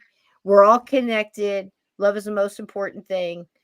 Anything that moves away from the light keeps getting darker. And I don't dig the darkness, but I'm willing to go in there and get somebody who needs to be pulled into the light. And that's what light workers do. 100%. And you can't say, I don't go in no, your strongest warriors have gone in and out. In and out. Some of us go pretty daggum deep. Mm-hmm. So when we tell you, listen, I feel the need to bring this up. When we tell you, I brought it up at the beginning of this episode, when I look at people that think, I feel like they should know better, they do know better. Enlightened beings walking on this earth in the living bodies, meat suits now. They know better, yet still when they get involved with something, it's almost like you got to remind them and then you got to step back because they know if they were doing a different case, they know exactly what they would tell that person, but they're not going to take their own advice.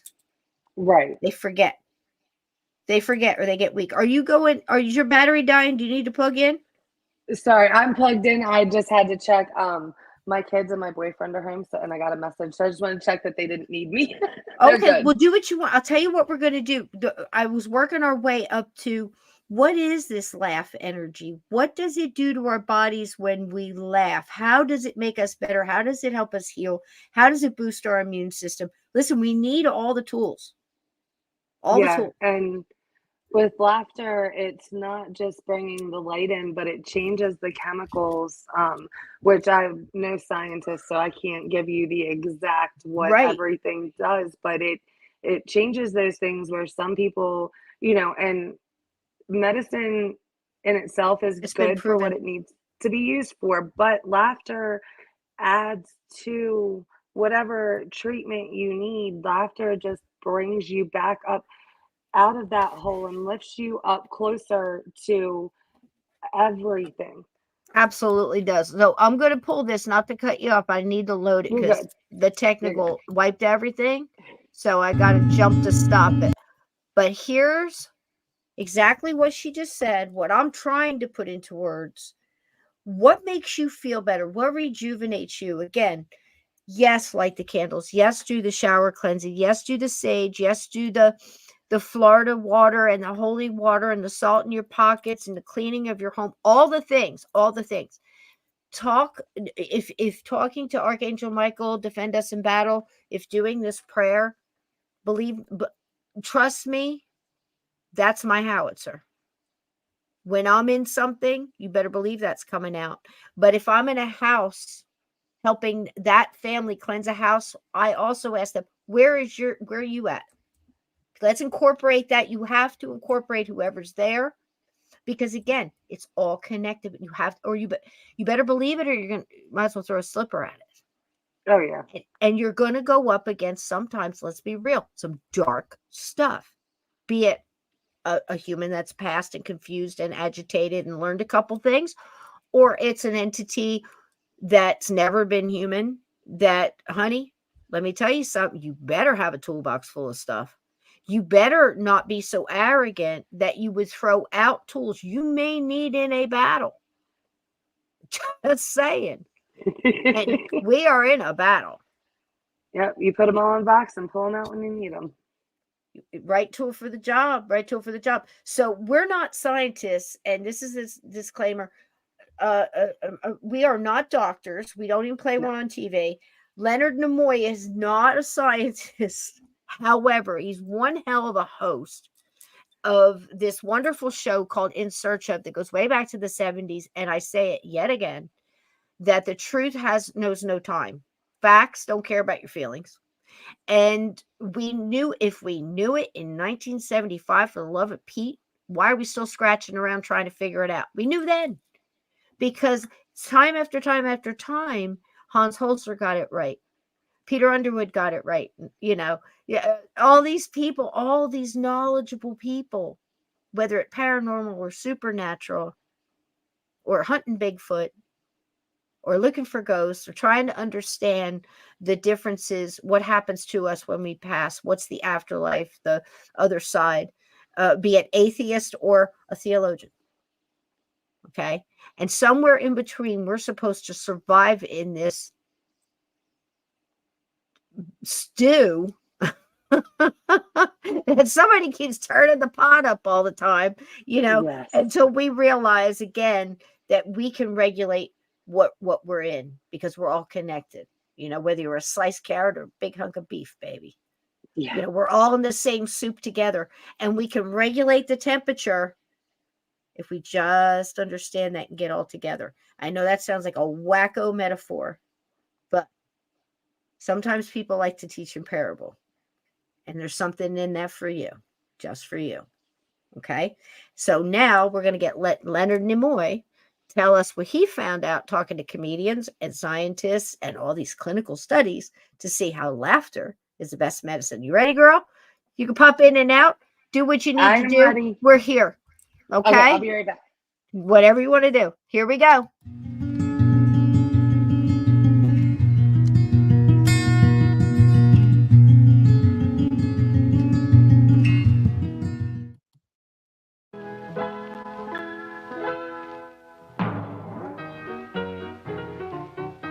Laughter. Here we go. One of the most familiar yet least understood of the body's responses. Scientific examination reveals it to be a mystery, its role in human behavior unknown. Recent evidence indicates that laughter may be linked somehow to our mysterious ability to heal ourselves. Is laughter capable of keeping us well? What occurs when a person laughs is a sudden mental explosion.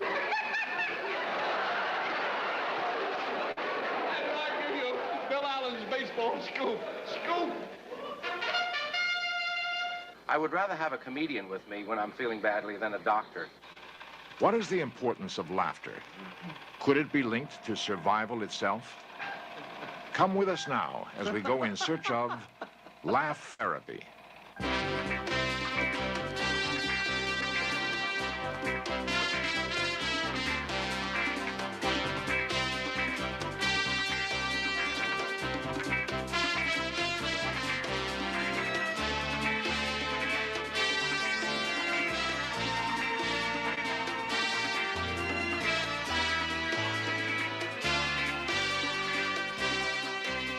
This series presents information based in part on theory and conjecture.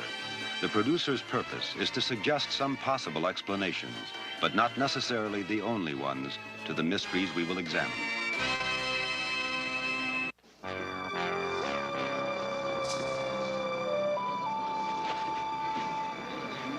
In India, a man's wrists are deeply burned, then smeared with a mustard paste as a therapy against an illness.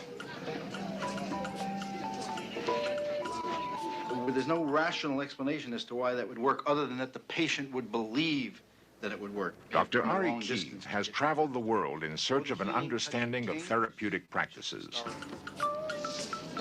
By simply believing in the therapy, this man's mind helps him to heal. Can we ascribe healing powers such as these to other forms of therapy? I think what's exciting about what we've I'm been here, learning it's all good. from studying the This is a primitive great is show. that at the same time that we're making great advances in molecular biology, we're also becoming aware of the tremendous power of the mind, the power of positive thinking, the power of faith, all of which, when integrated, will open up a new era in the. We could have full-on PhDs, her and I. Do you understand that? Half of you, I grant you PhDs. I already have a BS degree from FU. So there's that. I'm adding a PhD to it because we just said the same thing. Did we not? Absolutely. We did. all agreed to the same thing. This is Yep. what I mean. We knew it then. We've forgotten it. Some of us have remembered it and been hanging on to it, but didn't know how to label it. You see what I'm saying? Again, yeah. we take these things in and we forget how much power they have because they become such a part of us. The simple thing, closing a door, going in a closet, car before you start it and go to work. The simple breathing and cleansing and talking to your spirit guides and going, I'm going to need some help today. If you could help, just guide me, my perception, hold my tongue, don't, whatever, put up a wall so negative people can't come at you. Have you ever tried that Yep. one at work, guys? It works. Put yourself in this protective bubble before you walk into work in that office, that annoying, nagging Nancy or whatever that comes at you all the time, or that boss that's just annoying. And they just have to come up and share their baggage with you. Just say no negativity can come. Them change, like they're going to say something right as they come to you, and then they get this like confused look, and they just like change their mind, or they just look like they hit something because they did. It works, but you got to believe it. They run right into that role and bounce off of it and take their energy somewhere else. It's so true. It's so true. But try it. And just because it doesn't work the first time, don't be that person where you go, okay, I'm going to take the pill once. And if the pill doesn't work that time, I'm never taking it again. Or pushing the button and it didn't, whatever.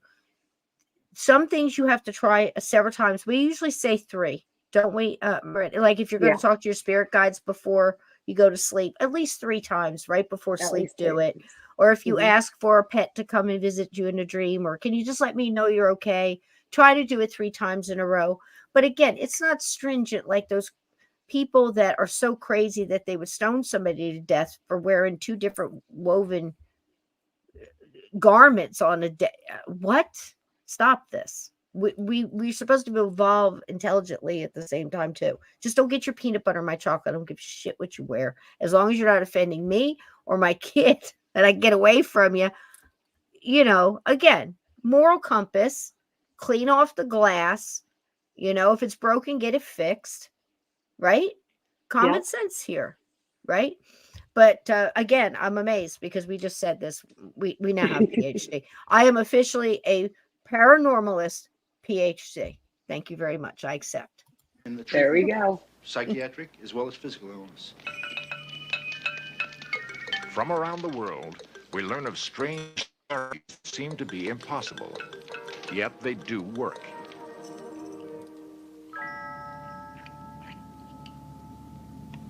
Some researchers in our own country have I'm gonna get some invented hot water. unusual tools in an attempt to heal the sick. This strange device cured many people at the turn of the century, yet it actually does nothing but emit a blue spark. When a treatment has no explainable medical basis for affecting health, but somehow does, it is called a placebo. Dr. A.K. Shapiro has spent the last 20 years investigating the so-called placebo effect. The placebo is probably connected and related to the will to live, the will to get better. It's probably a built-in genetic mechanism that helped mankind survive. It's omnipresent. Everybody's subject to it. It's very difficult to recognize. It's probably universal. Dr. Shapiro has assembled a collection of placebos that rivals that of the Smithsonian. Some of the items that have been used over the years stretch the imagination. The most magnificent placebo in all of history, without qualification, is the unicorn horn. And the reason for that is that it was the most expensive treatment in the whole history of medicine. During the Middle Ages, people paid $500,000 for this unicorn horn because it cured everything. It was the most excellent aphrodisiac. And of course, only the royalty could afford to buy such a thing. The people also had a treatment which involved bathing the unicorn in water, and they drank unicorn water for pennies. Here is a powdered unicorn horn, which I bought in Japan in a herbalist shop. Here's an aphrodisiac recommended by Maimonides, which consists of a hollowed-out carrot into which you urinate. And it's a cure for impotence, which he wrote about in his volume or work on the treatment Put some of that in the sexual cabinet disorders. right now. In spice Here's cabinet. Hirudo medicinalis, that's a leech, which were extensively used in treatment to, again, withdraw the bad from the inside. These were all placebos used in the past.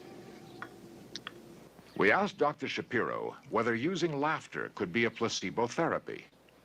It is possible that laughter, like anything else, can be a placebo for the person who would respond to laughter therapeutically. However, for other people, it may not be a placebo at all. In fact, for some people, they may get uptight about that and be upset about it and feel worse or have a negative placebo effect. Without a placebo to help it along, can our mind cure illness? I was going to say, you just know that 3 a.m. that doctor shuffled down there in his little deer foam slippers and took some of that unicorn root. I'm Oh just yeah. saying, you know, let's I just know. see. Let's just see. Just, you know, Yeah, I you can gotta say, I totally see like it. what he said about the DNA. You know, it's probably global. It's probably something in the DNA of the placebo. But again, it depending on what you call it, isn't that just like having faith in something? So is that having faith in the placebo? Is that just the body healing itself because you believe you took something that is going to work? And you know, you could go back and forth on this, but I think that if it's working, what difference does it make? Exactly. And if you're open, how they say it works for some people, but has an adverse reaction to others. The people it works on are the people that are open to it. You have to open Mhm. yourself up to it. Isn't that what a lot of things are though, honey? When you Oh go yeah, into like absolutely. saying ghosts or, you know, like I don't believe in ghosts, so I guess I'm not going to see them. You hear that over and over again. Or, you know, I saw them because I was more open in my family, or kids are more open to it. I think the kids reference is different because I do believe that they're just closer to the veil, Yes. similar to someone Yeah. who has had a near death experience. Yep. Or like we were talking about, the singing over was very much like a breech death Yes. rather than a breech birth. Interesting. Very interesting stuff. I think he's got, again, just like anything else, there's a little truth back and forth in here where he's like, he's a little right about some things, but okay, he just, all right, come back because he went a little Yeah. bit too. But again, there's something to be gleaned from all of this, you know. Again, like I said, $5 says he's downstairs in that little room there, going through the spice cabinet looking for the unicorn root 3 a.m. just in case. What if, right? Yeah, they Absolutely. talk a good game. At the Lafayette Clinic in Detroit, a woman learns to control body functions that are normally beyond her control by a therapy called biofeedback. Sensitive monitoring equipment provides a signal or feedback from her body's responses, enabling her to reverse the symptoms of a painful condition known as Raynaud's disease. They would they start to get white at fingertips, and they can go all the way up to the knuckles. Then they would get like a brilliant red. Then they would Yes, turn definitely. purplish color, which is really scary. And that's when the numbness would set in, and they looked ugly. Project Director Dr. Robert Friedman explains how biofeedback works. Biofeedback involves electronically monitoring and feeding back to the patient or subject information about a particular physiological function, so that the patient hopefully can eventually learn to bring that function under his own control, eventually without the use of the machinery. Our work with biofeedback in Raynaud's disease tells us that at least in some cases, it's possible for people to control their physiological processes and thereby abort or turn around certain disease processes.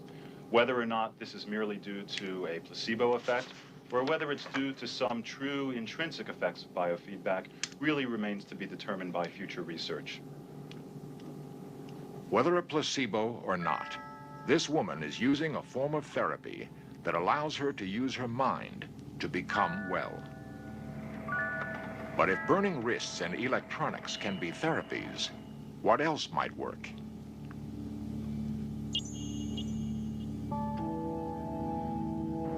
This man is author and philosopher Norman Cousins. For him, laughter has a special value, for it may have played a key role in saving his life. See you next week. After contracting a form of collagen disease he was told was fatal, he found himself weakened, but unwilling to die. Unable to accept either the diagnosis or hospital environment, he checked into a hotel and began a radical therapy. Large amounts of certain vitamins and regular doses of laughter. At the time, we carried out specific medical tests There you to find go. out whether there was any basis for the belief that laughter was therapeutic. And we discovered that there was, and that the experience I had, which was that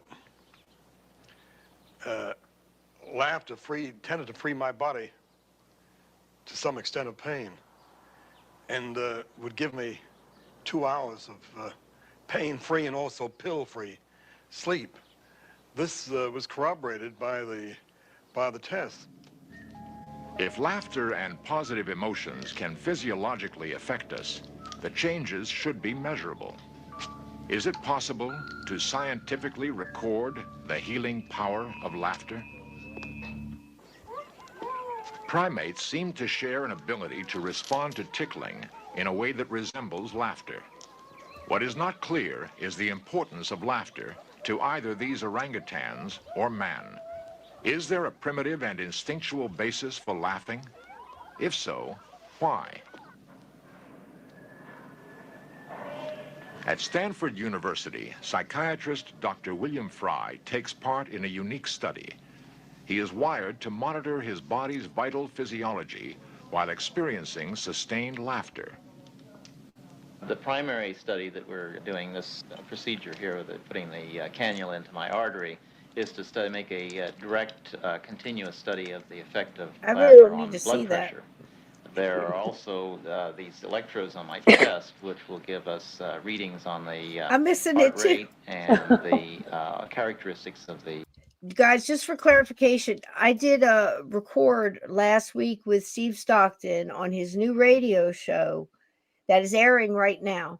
Kathita had a great idea. Let's get a recording of that, do an episode of it so everybody that's here right now can hear it. I don't see a reason why we couldn't do that. However, I have to get permission from Steve. And if I know Steve, he's got to get permission from the radio show. If that's cool, I'll do it. If not, I'll be happy to tell you the stories that I told on that show.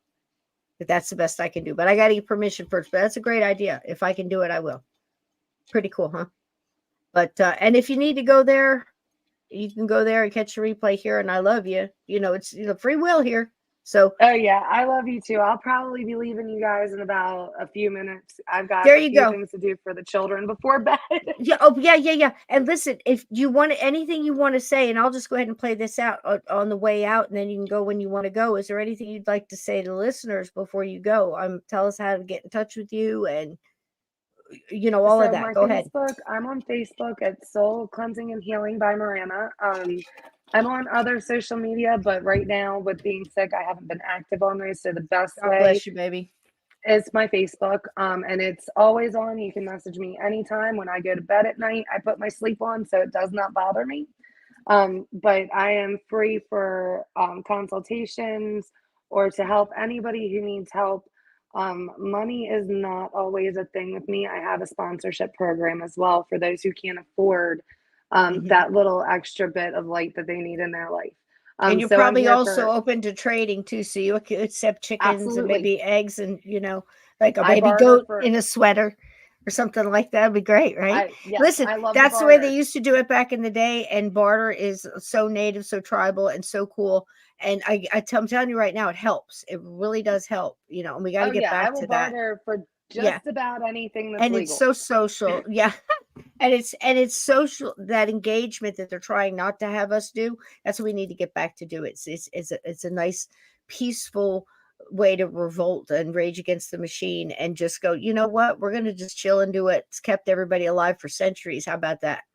Exactly. And laughter is one of them. So, the healing. So we're going to play this through. I can't thank you enough for coming in short notice and spending this time with us. Thank you to your family, but we don't want to keep you from them. And thank you to all the mods throwing down her links. Please throw her links down so people get in touch. Now, are you still doing readings and stuff as well, honey? Absolutely. In my link tree, there's links for to sign up for them, or shoot me a message and I can walk you through whatever your choice is. Because I don't have everything on my link tree. They're just some choices. So if you're confused or need to know more, just message me. Well, I want to go ahead and schedule one now. I need, definitely get a reading, and because I want to connect out and throw that light out there. But listen, for sure, laughter is a great healer. Faith is definitely a healer, and love and friendship and honesty and integrity and reverence and honor to other people's beliefs and being kind, to those things. Because listen, whatever the source of light, when you disagree with somebody and you argue with them, feel that vibration and that energy and imagine that magnified by, 100,000 times. That's war. Absolutely. It's never good to get to that aggression. And if you can stop some of that anytime, anywhere with laughter and compassion and understanding, kind of like the Roadhouse way of going at life, nice until nice no longer works. Right. But light workers, that you gotta just turn it on as best you can, to dispel the darkness that you can. But it's going to keep coming. But the more people we can get connected into that spider web net of light that we want to throw around the globe, listen, it's the only thing that's ever worked is love. And Absolutely. So thanks for spending this time with us, baby. Thank So you. much for coming in. And let this not be the last time. We need you to come in. I want to set up a reading with you. So Okay. let me know later when you get time. Send me a message and let me know how to do that. And I love you will. all. And we're just going to keep watching. So good night Love to you. you, sweetheart. Thank you. Oh, you're Good night. welcome. Good night, everybody. Good night, you. So you and I are going to stay together and we're going to have a good time. Now, listen, this has got, we are about 15 minutes away from it being done. So, if you want to stay. If you want to catch that, the Steve Stockton radio show and show him love over there, please. We're all in the family here. Either way. So, oh, you okay, Sarah? Your jaw's hurting. You just took meds for it. Oh gosh. Is it a tooth? If it's a tooth, is it the jaw? Because listen, clove oil, you got to use it sparingly. Like take the cotton. If you ever have the tooth thing, this is a Cisco quick tip. You take the cotton, I'll say off a Q-tip, and the reason I'm saying that is because that's the amount you need.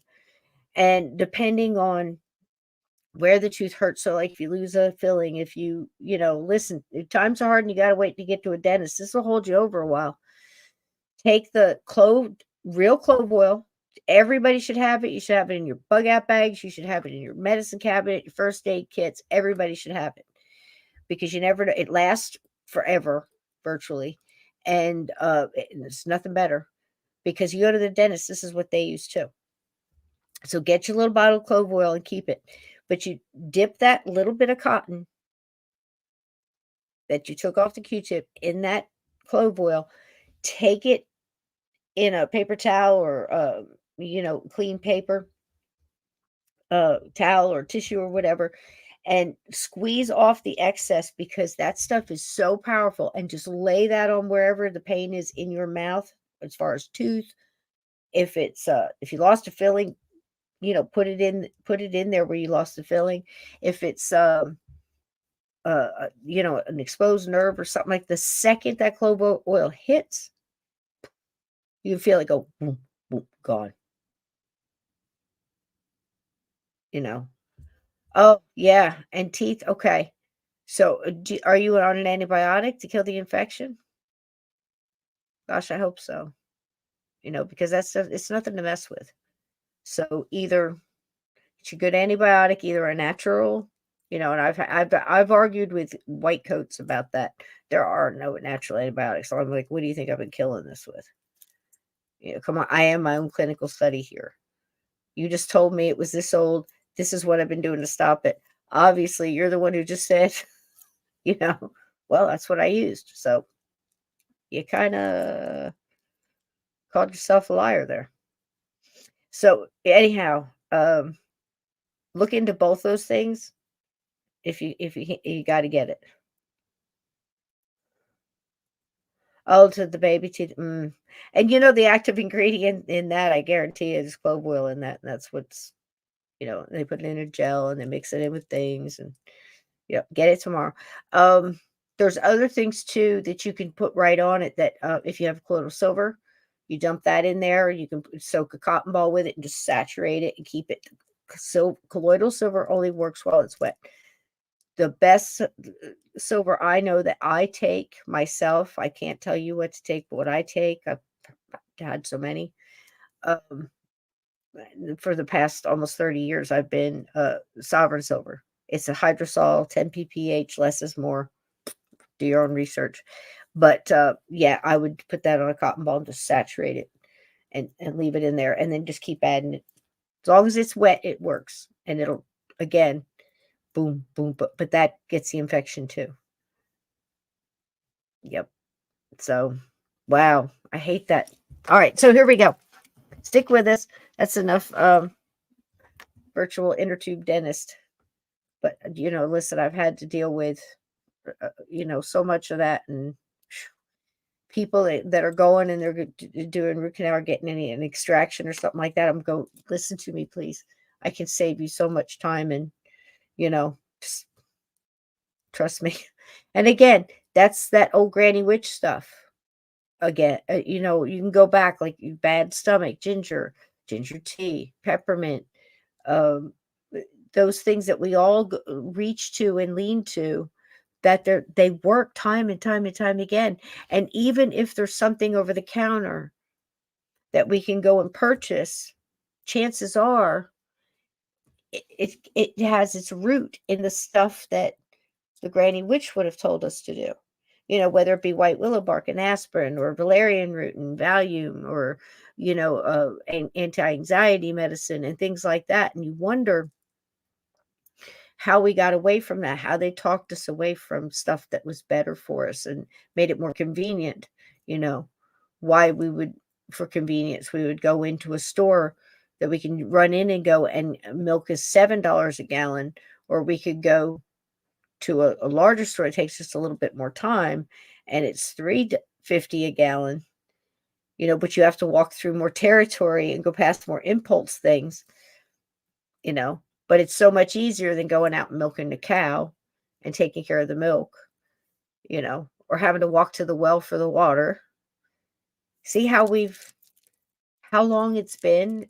A very short time. It's so weird. There's so many things shooting through my head right now. And what I mean is, I have this chosen going through my head. And again, I say, whatever your feelings, watch it, because it's a great show. It's a very, very, very well done. And you are going to find yourself laughing and gasping and go, they're up to the third. Let's put it this way. We're just past the loaves and the fishes and the miracles there. Do you have any idea how many different miracles are documented here? It's crazy, and how you could look at that and people say witchcraft. I don't understand. There's obviously something going on, and it's kind of, you can kind of put yourself in sort of that realm, just thinking about all the things of that are happening supernaturally, paranormally, spiritual warfare, to Bigfoot sightings and disappearances in national forests, and weird lasers coming out of the sky and disintegrating things into dust, and trees burning from the inside out, and people missing, and planes disappear. Come on. It's like so much stuff. But there was stuff happening then too. And if your soul, just ride with me here a minute, did reincarnate from a time that similar things that are going on today were going on then, did your soul come back around because it wanted another shot at getting it right? Or did it come back because it has almost a DNA memory of the call, of the importance, of the stakes, of the kind of casino royale of the whole thing? Zero-sum game. Spiritual warfare, that's what it is. Dark or light. And it's not just a roll of a dice. It's a constant battle on multiple levels, from almost the I guess you could argue, the microorganism level to the universe, and everything in it.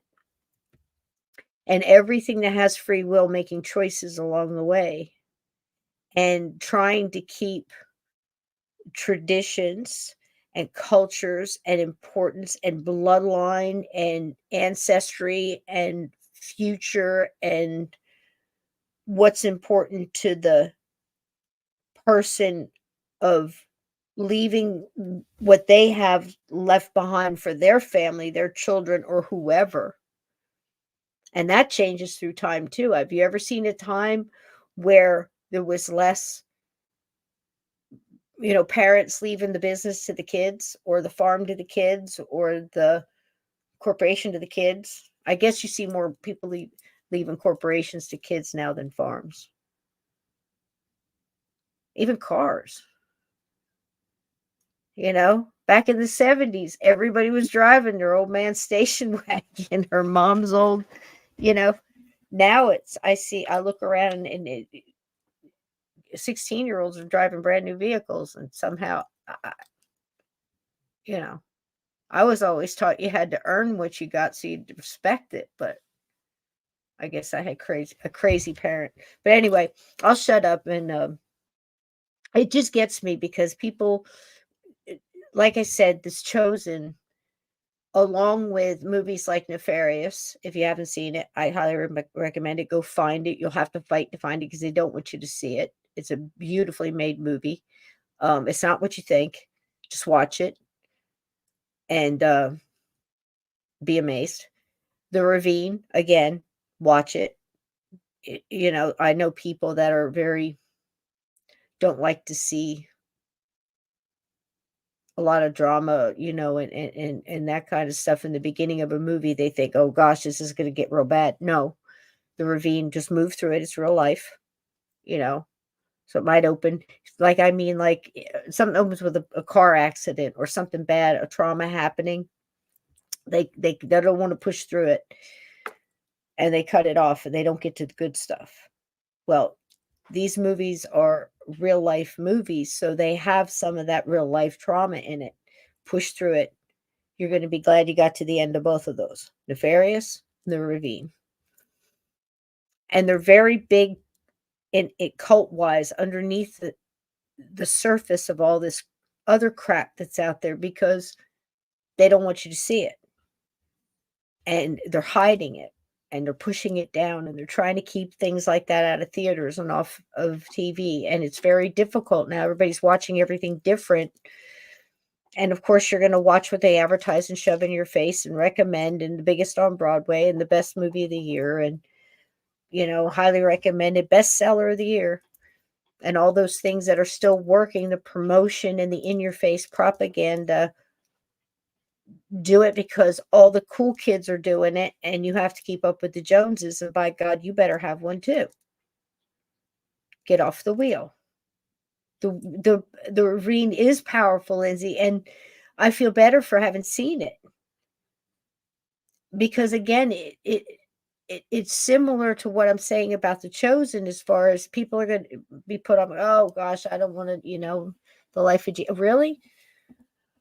I dare you to watch it and not find a disciple that doesn't resonate with your energy. It's remarkable.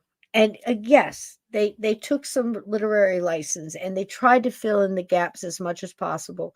But they also sat around, which I thought was very brave, as a representative slice from all your major religions out there to try to speak for not just what they had, what they were in charge of every, in their lifetime, in the offices that they've held and things that they've taught and learned and gone to school to learn. They encompassed all of that. So you didn't just have a Catholic. He spoke for, well, there's a Catholic sect here that kind of believes this, so they're going to have problems there. And this one here is, but again, why can't she be just like a Jewish mom? Why does she have to be played angelic and not like a real person? Did you really think these people walked around and just, again, some monks and some Shaolin priests and stuff like that. Again, people are always feeling, I guess, gypped in some way if the people that are supposed to be angelic don't act that way. If they're not every moment of their lives divine, without mistake, without laughter, without any kind of human really emotion, without hugging, without crying, without fearing, without questioning, without grieving. And I think that that's what light workers are like now. And by mentioning these things in these movies and this series, The Chosen, and the timeline it faces, and the people that were involved, and the disciples, and then the apostles, and the people around them, and their families, and the towns, and the groups, and all these like outlying pockets of this vast desert land, and they're arguing and fighting, and they both want the same things. And they're kind of like the black ant and red ants that if you put them in a jar and left them alone, they would go about their business. But then an outside source comes and shakes them up. And when they shake the jar, they start to fight. And for some reason, thousands of years that we have been paying attention to what was going on around us, and not just trying to survive and breathe air every minute of our day, and trying to whatever we were fighting, the wilderness, survival, whatever, we still haven't learned that that's what they want us to do. And they were fighting then, and they're fighting now. And we're all in it fighting about the same things again. And the light workers are going, no, no, no, no, you don't understand. This is the same. You know, this is the same. And here it is again. And we're here, we're back. A lot of us are back to say, we know the way out. So we're going to jump in the hole with you, and we're going to keep the lights on. Follow me. We know the way out. We just got to keep meeting here and recharging, sending love out to each other, doing what we can in our square foot of real estate in our lives. But you got to remember to take care of yourself too. And you got to remember the simple things are probably the truest. They were then, and they are now. If light exists, dark exists. The greatest lie, you know, greatest trick he ever got away with was trying to convince people it didn't exist, that people didn't exist, that don't think anything about hurting you or other people to get what they want, to stay in power, to do their thing. And being influenced by other things that came here to push those buttons and do just that. And the same thing that beat them then will beat them now. And we as light workers know what wins. We just know that there's a lot of people that don't have that kind of knowledge that are going to need your light as a guide. And sometimes those light bearers need to rejuvenate and remember the little things and go back to the basics, and remember that they work the grounding, the protection. You know, it's almost like being in a valley and everybody's on the cliff and everybody's shooting arrows. You're just dodging them all the time, you know. But don't forget, just like in Sparta,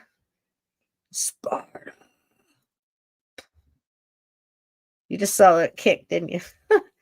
Great scene. Great scene. You know, harsh times, you know. Hey, harsh times. Great story. These battles have been going on for millennia. These warriors. You're warriors too. You know, we all are. Moms, dads, sisters, brothers, kids growing up hard, becoming warriors. That's one of the themes in The Chosen. One of the questions I always, man, I think somewhere along my teen years it snapped and I got it. It's not that there's not going to be suffering and hearts won't break, bones won't break. It's your faith getting you through it.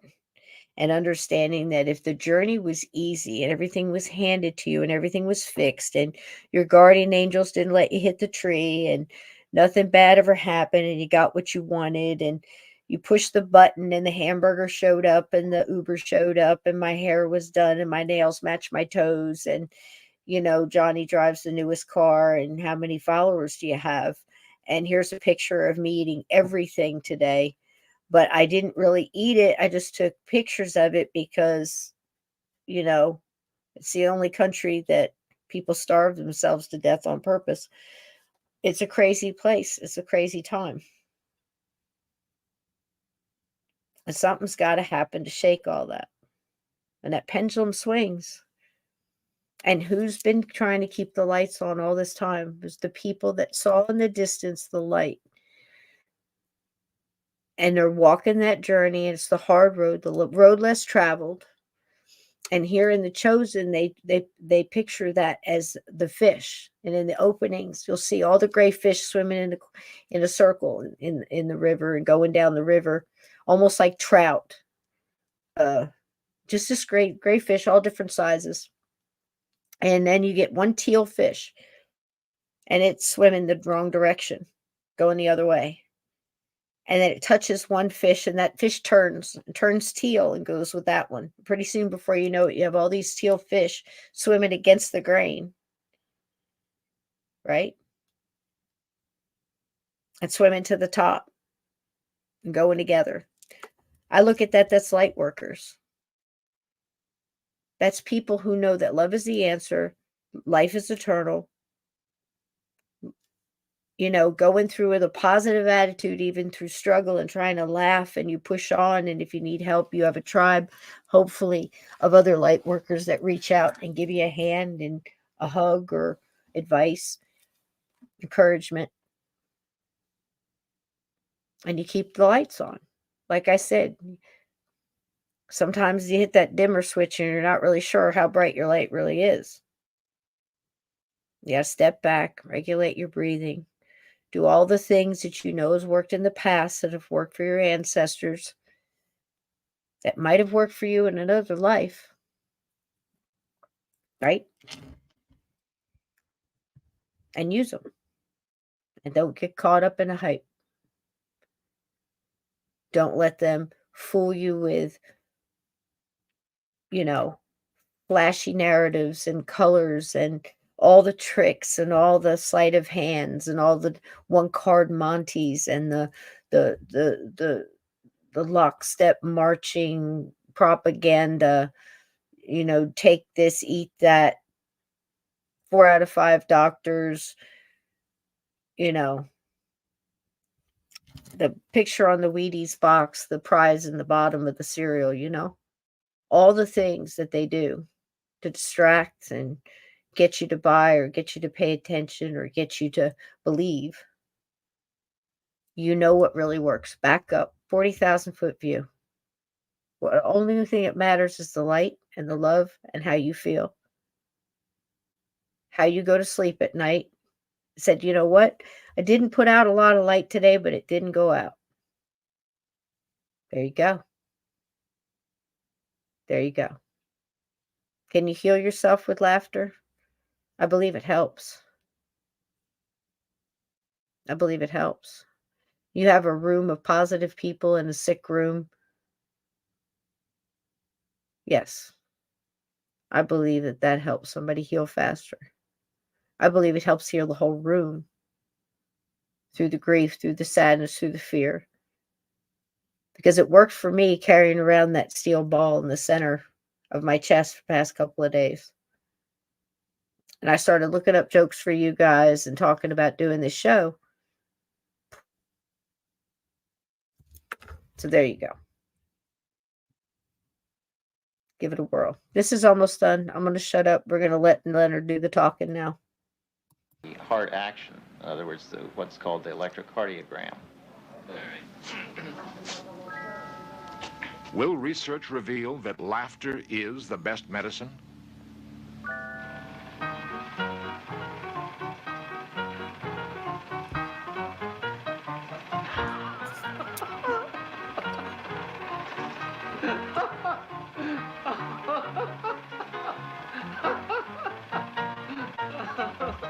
There's no question about, in my mind, that laughter is good for you.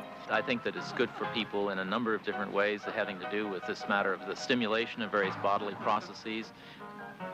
We can see in the blood pressure activity here that there's a stimulation of blood pressure responses. There's also an increase in the heart rate that takes place. It's been demonstrated in other studies.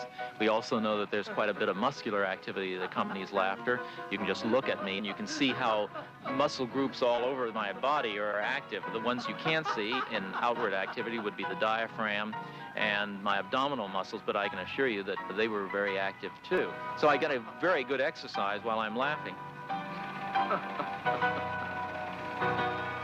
I'm going to expect that this will tell us some very important things about the response of blood pressure to laughter in general, not just with myself.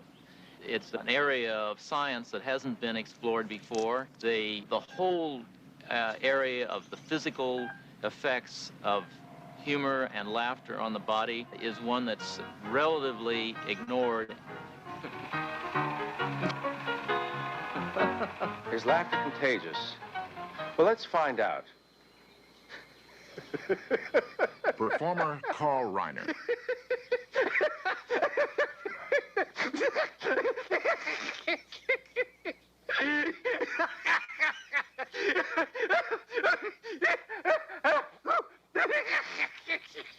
I don't know. Television star Steve Allen. All right, here we go. Now.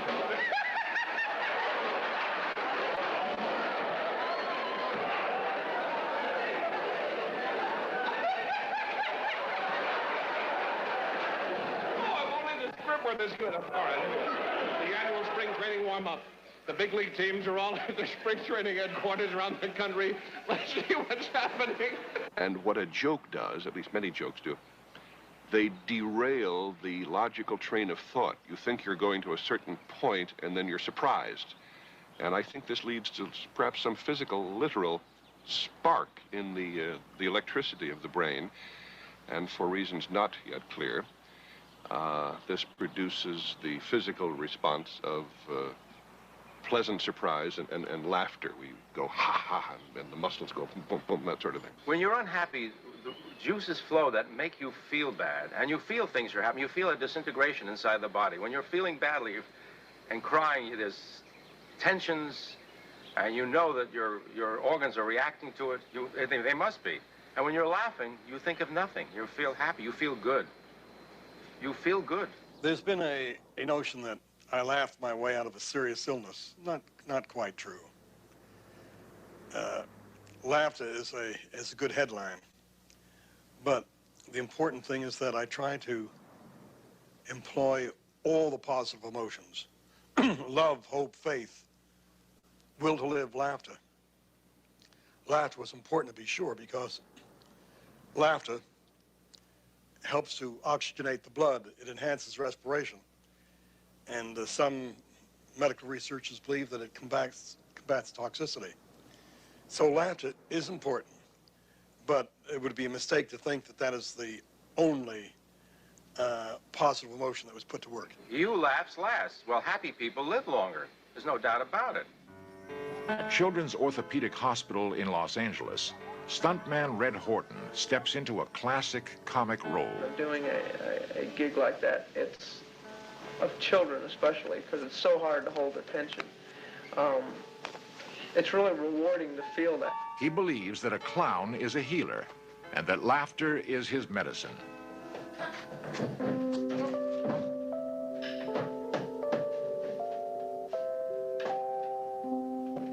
Hello, how are you today? Anyway. Hello? It's for you. It's Washington. Hello? It's the president. Hello? No. Still Egypt. Hello? How are you today? When I can get a child to laugh, to forget about the pain that he's in right at that moment, it makes me really feel great inside, and makes me feel tremendous, makes me want to stay there as long as I can just to keep them laughing. You ready? Here we go. I'm going to balance this on my head, okay? You ready? How's that? Look at it. What are you doing? Come on, look. Quit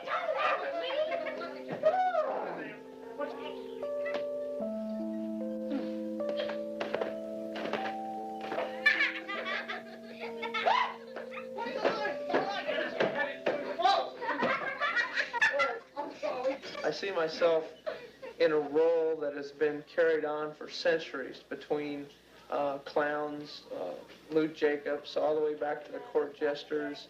I see myself trying to make people in general a whole new outlook in life, something with a little humor, something to laugh at, something to feel good about living.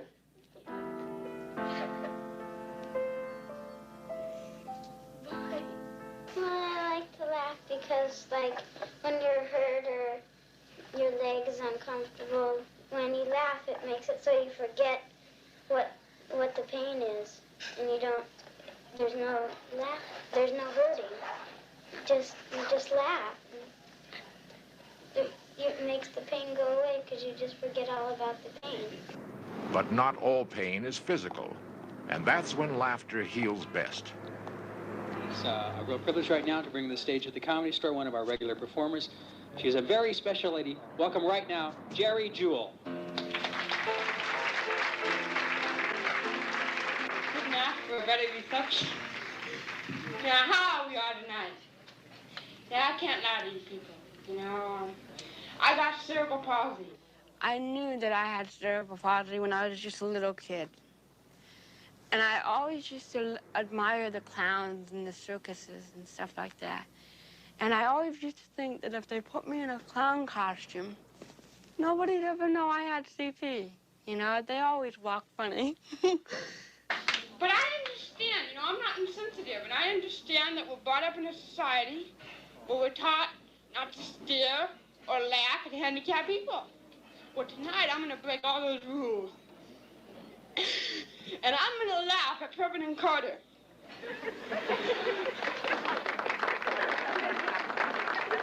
Laughter is a strength. When you're a handicapped child, you get a lot of abuse from kids when you're little. And I had to sustain a lot of that. And I learned to laugh at myself because either that or I was going to be humiliated, you see. You know, I do impressions. Are you ready for an impression? I can do anybody with cerebral palsy. No, I do. Okay.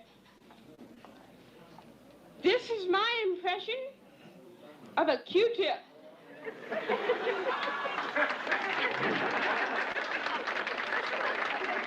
What goes on between me and my audience is that there's a lot of love going back and forth. It's like I'm giving them love and they're giving me love, and it's going back and forth. It's vibes, very strong vibe.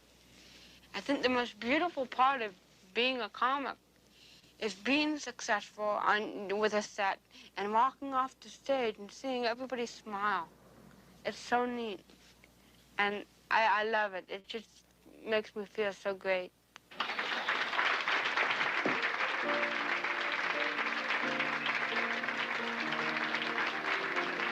Jerry Jewell knows what laughter can do.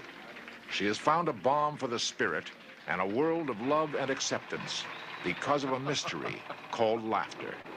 We're very hopeful that these pioneer studies will make an important contribution to the future, perhaps stimulating further studies in the future, perhaps providing some information that will contribute to understanding of human activities, human physiology, and perhaps even human disease in the future. Good night, folks. A little serious. That's it. Now, the annual spring.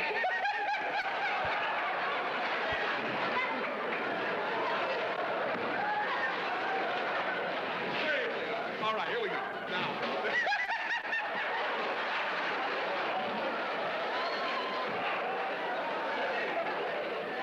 Is it possible that clowns and comedians through the ages have touched something we instinctively recognize is vital to our well-being? Can it be that Norman Cousin's story holds the key to medical insights yet to be explored?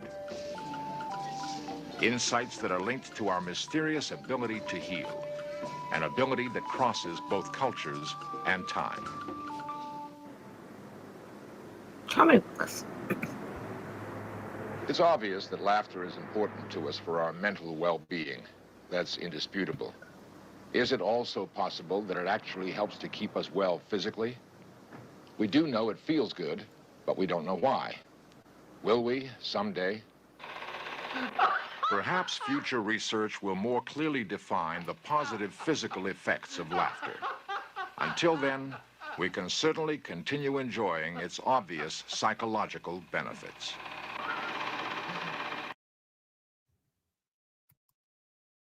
Well, there you go.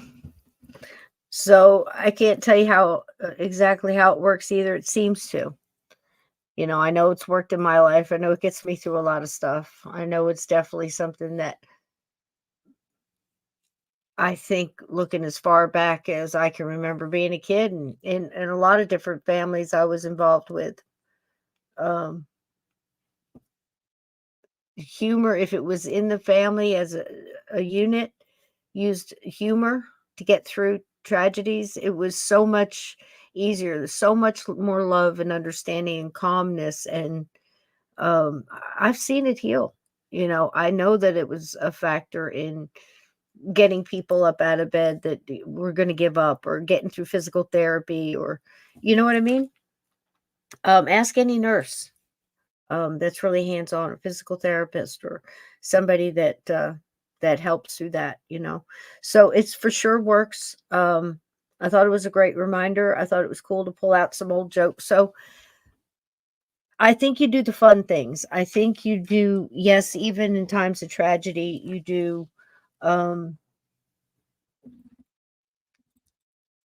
you drink the tea, you make the hot tea, you eat, you know, eat the shortbread, you have the biscuits, you drink the coffee, you sit, you have the connection and the social with the people that you love that are close to you. You make jokes, you laugh. It's okay to do this. Remember that soldiers and warriors in many cultures, including ours, and most of the vets that I know, just look through the history.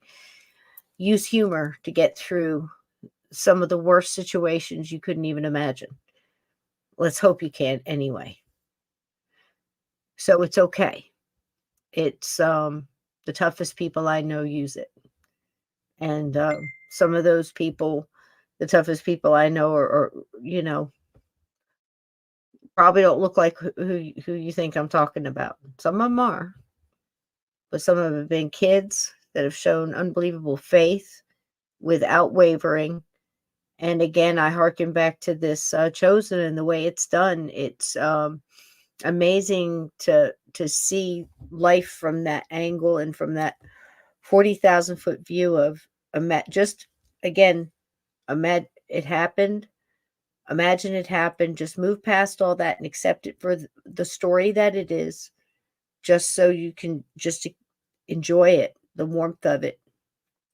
But even as a paranormal supernatural vantage point, watching this,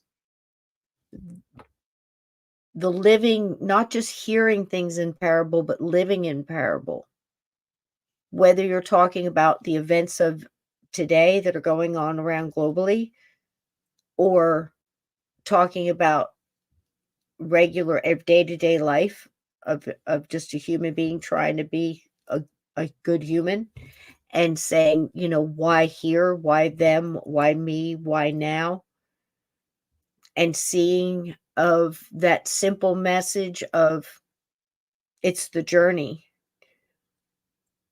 Again, I repeat, hearts will break, bones will break. How do you get through the tragedy? If everything was handed to you, if everything was flowers and perfect weather and perfect relationships, perfect journey, every wish to come true, we know people like that. Do we not? What happens to people born with silver spoons in their mouth that never had to fight for anything, that, oh, everybody gets a trophy, everybody's special because of blood or, power in a position because of name or, family owned company or whatever it may be, just handed to them, never had to work for anything. They don't have the same, on a large scale, don't have the same respect of the position or the materialistic things. And maybe their eye isn't quite on the prize. We've seen it 1,000 times. Everybody knows stories throughout history. Royal families, kingdoms, CEO corporations, power families, bloodlines. Just don't forget, you have bloodlines too. Light workers have bloodlines too. It often does. And they're very, very tight and they go way back. And it's so odd. How many people can you think of right now? Have you bumped into anybody or talked to other people and just in conversation or in group, whatever, in a chat like this? Talk to other people that felt like they came back here for a reason, even if it's just to show people that you can get through adversity and still keep your light on and still keep your positive attitude. And that's a big focus in the Chosen. And to see people that it's been forced down your throat that they were so pious and so rigid and stoic and only spoke in these wise wisdoms. I mean, across the board in any direction, whether it be a Roman centurion or whether it be a Pontius Pilate or a King Herod or a Jezebel or Mary Magdalene, that all these people had. They didn't dare show their human side, their struggle, their strife, their thoughts, their doubts, their faith, everything was correct and right. They were so unlike us and so unobtainable as a goal to try to even be that way. Even if that's not the word that your crusade is about. Even if your crusade is about, another road, but it's the same message. It just has different, you know what I'm saying? Different colors. As long as it's a message of love and life everlasting, and souls are important, and there's entities out there and groups out there, and evil exists, but so does good.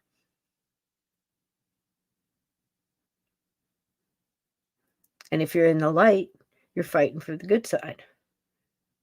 Even if, if you've dipped down in the gray or even coming in and out of the dark. Because again, that's what the story's about too. And it shows that for human beings that say, why did that happen to me? Why is this happening to me? What, whether it's Job or whether it's, Peter trying to figure out why bad things happened to his family when he thought that he was going to be given everything, like a clear road to walk, because he gave up everything to do this and just to and they struggled and they did. It makes it so today.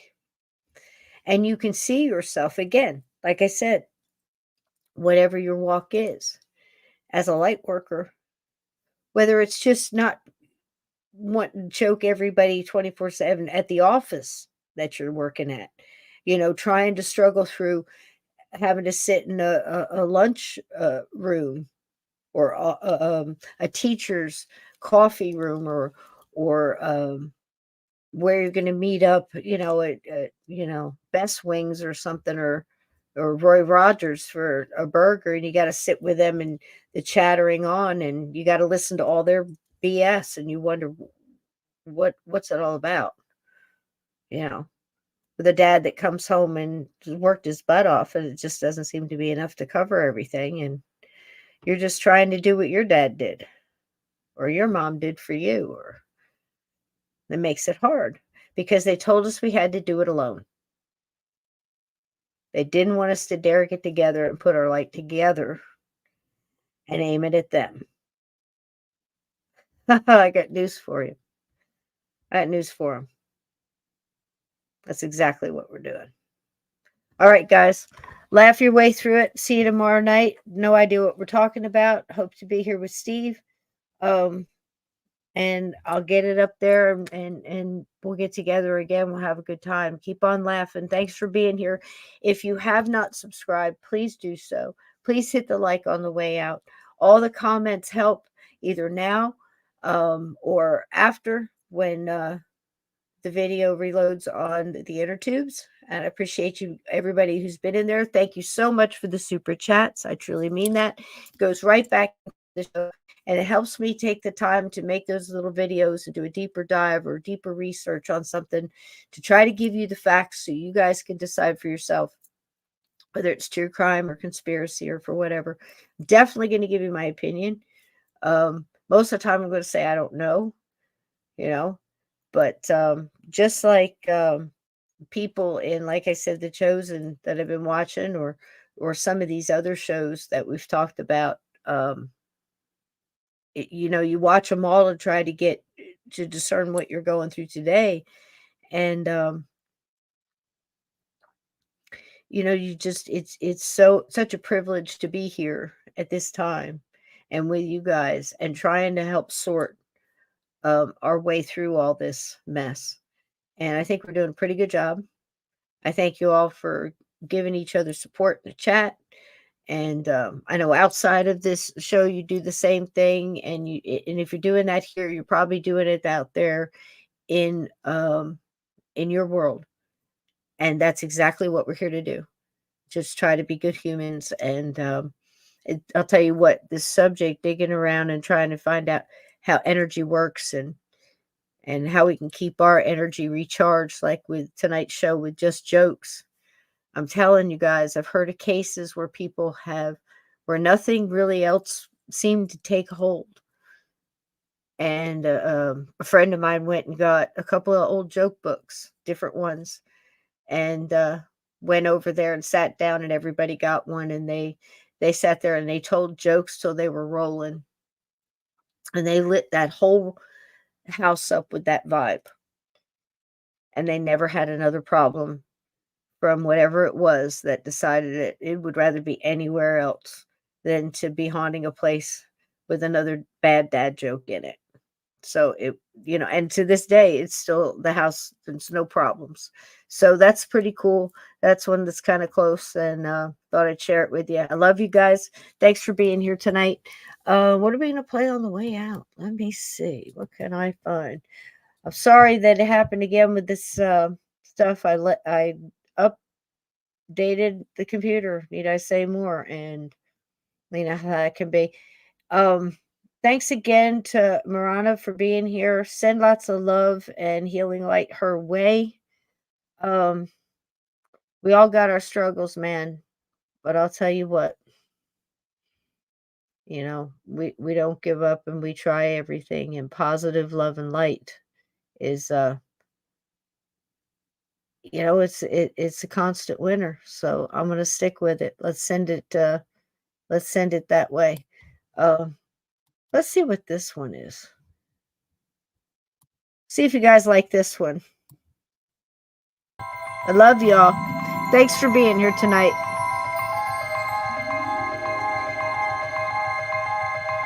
Happy Halloween.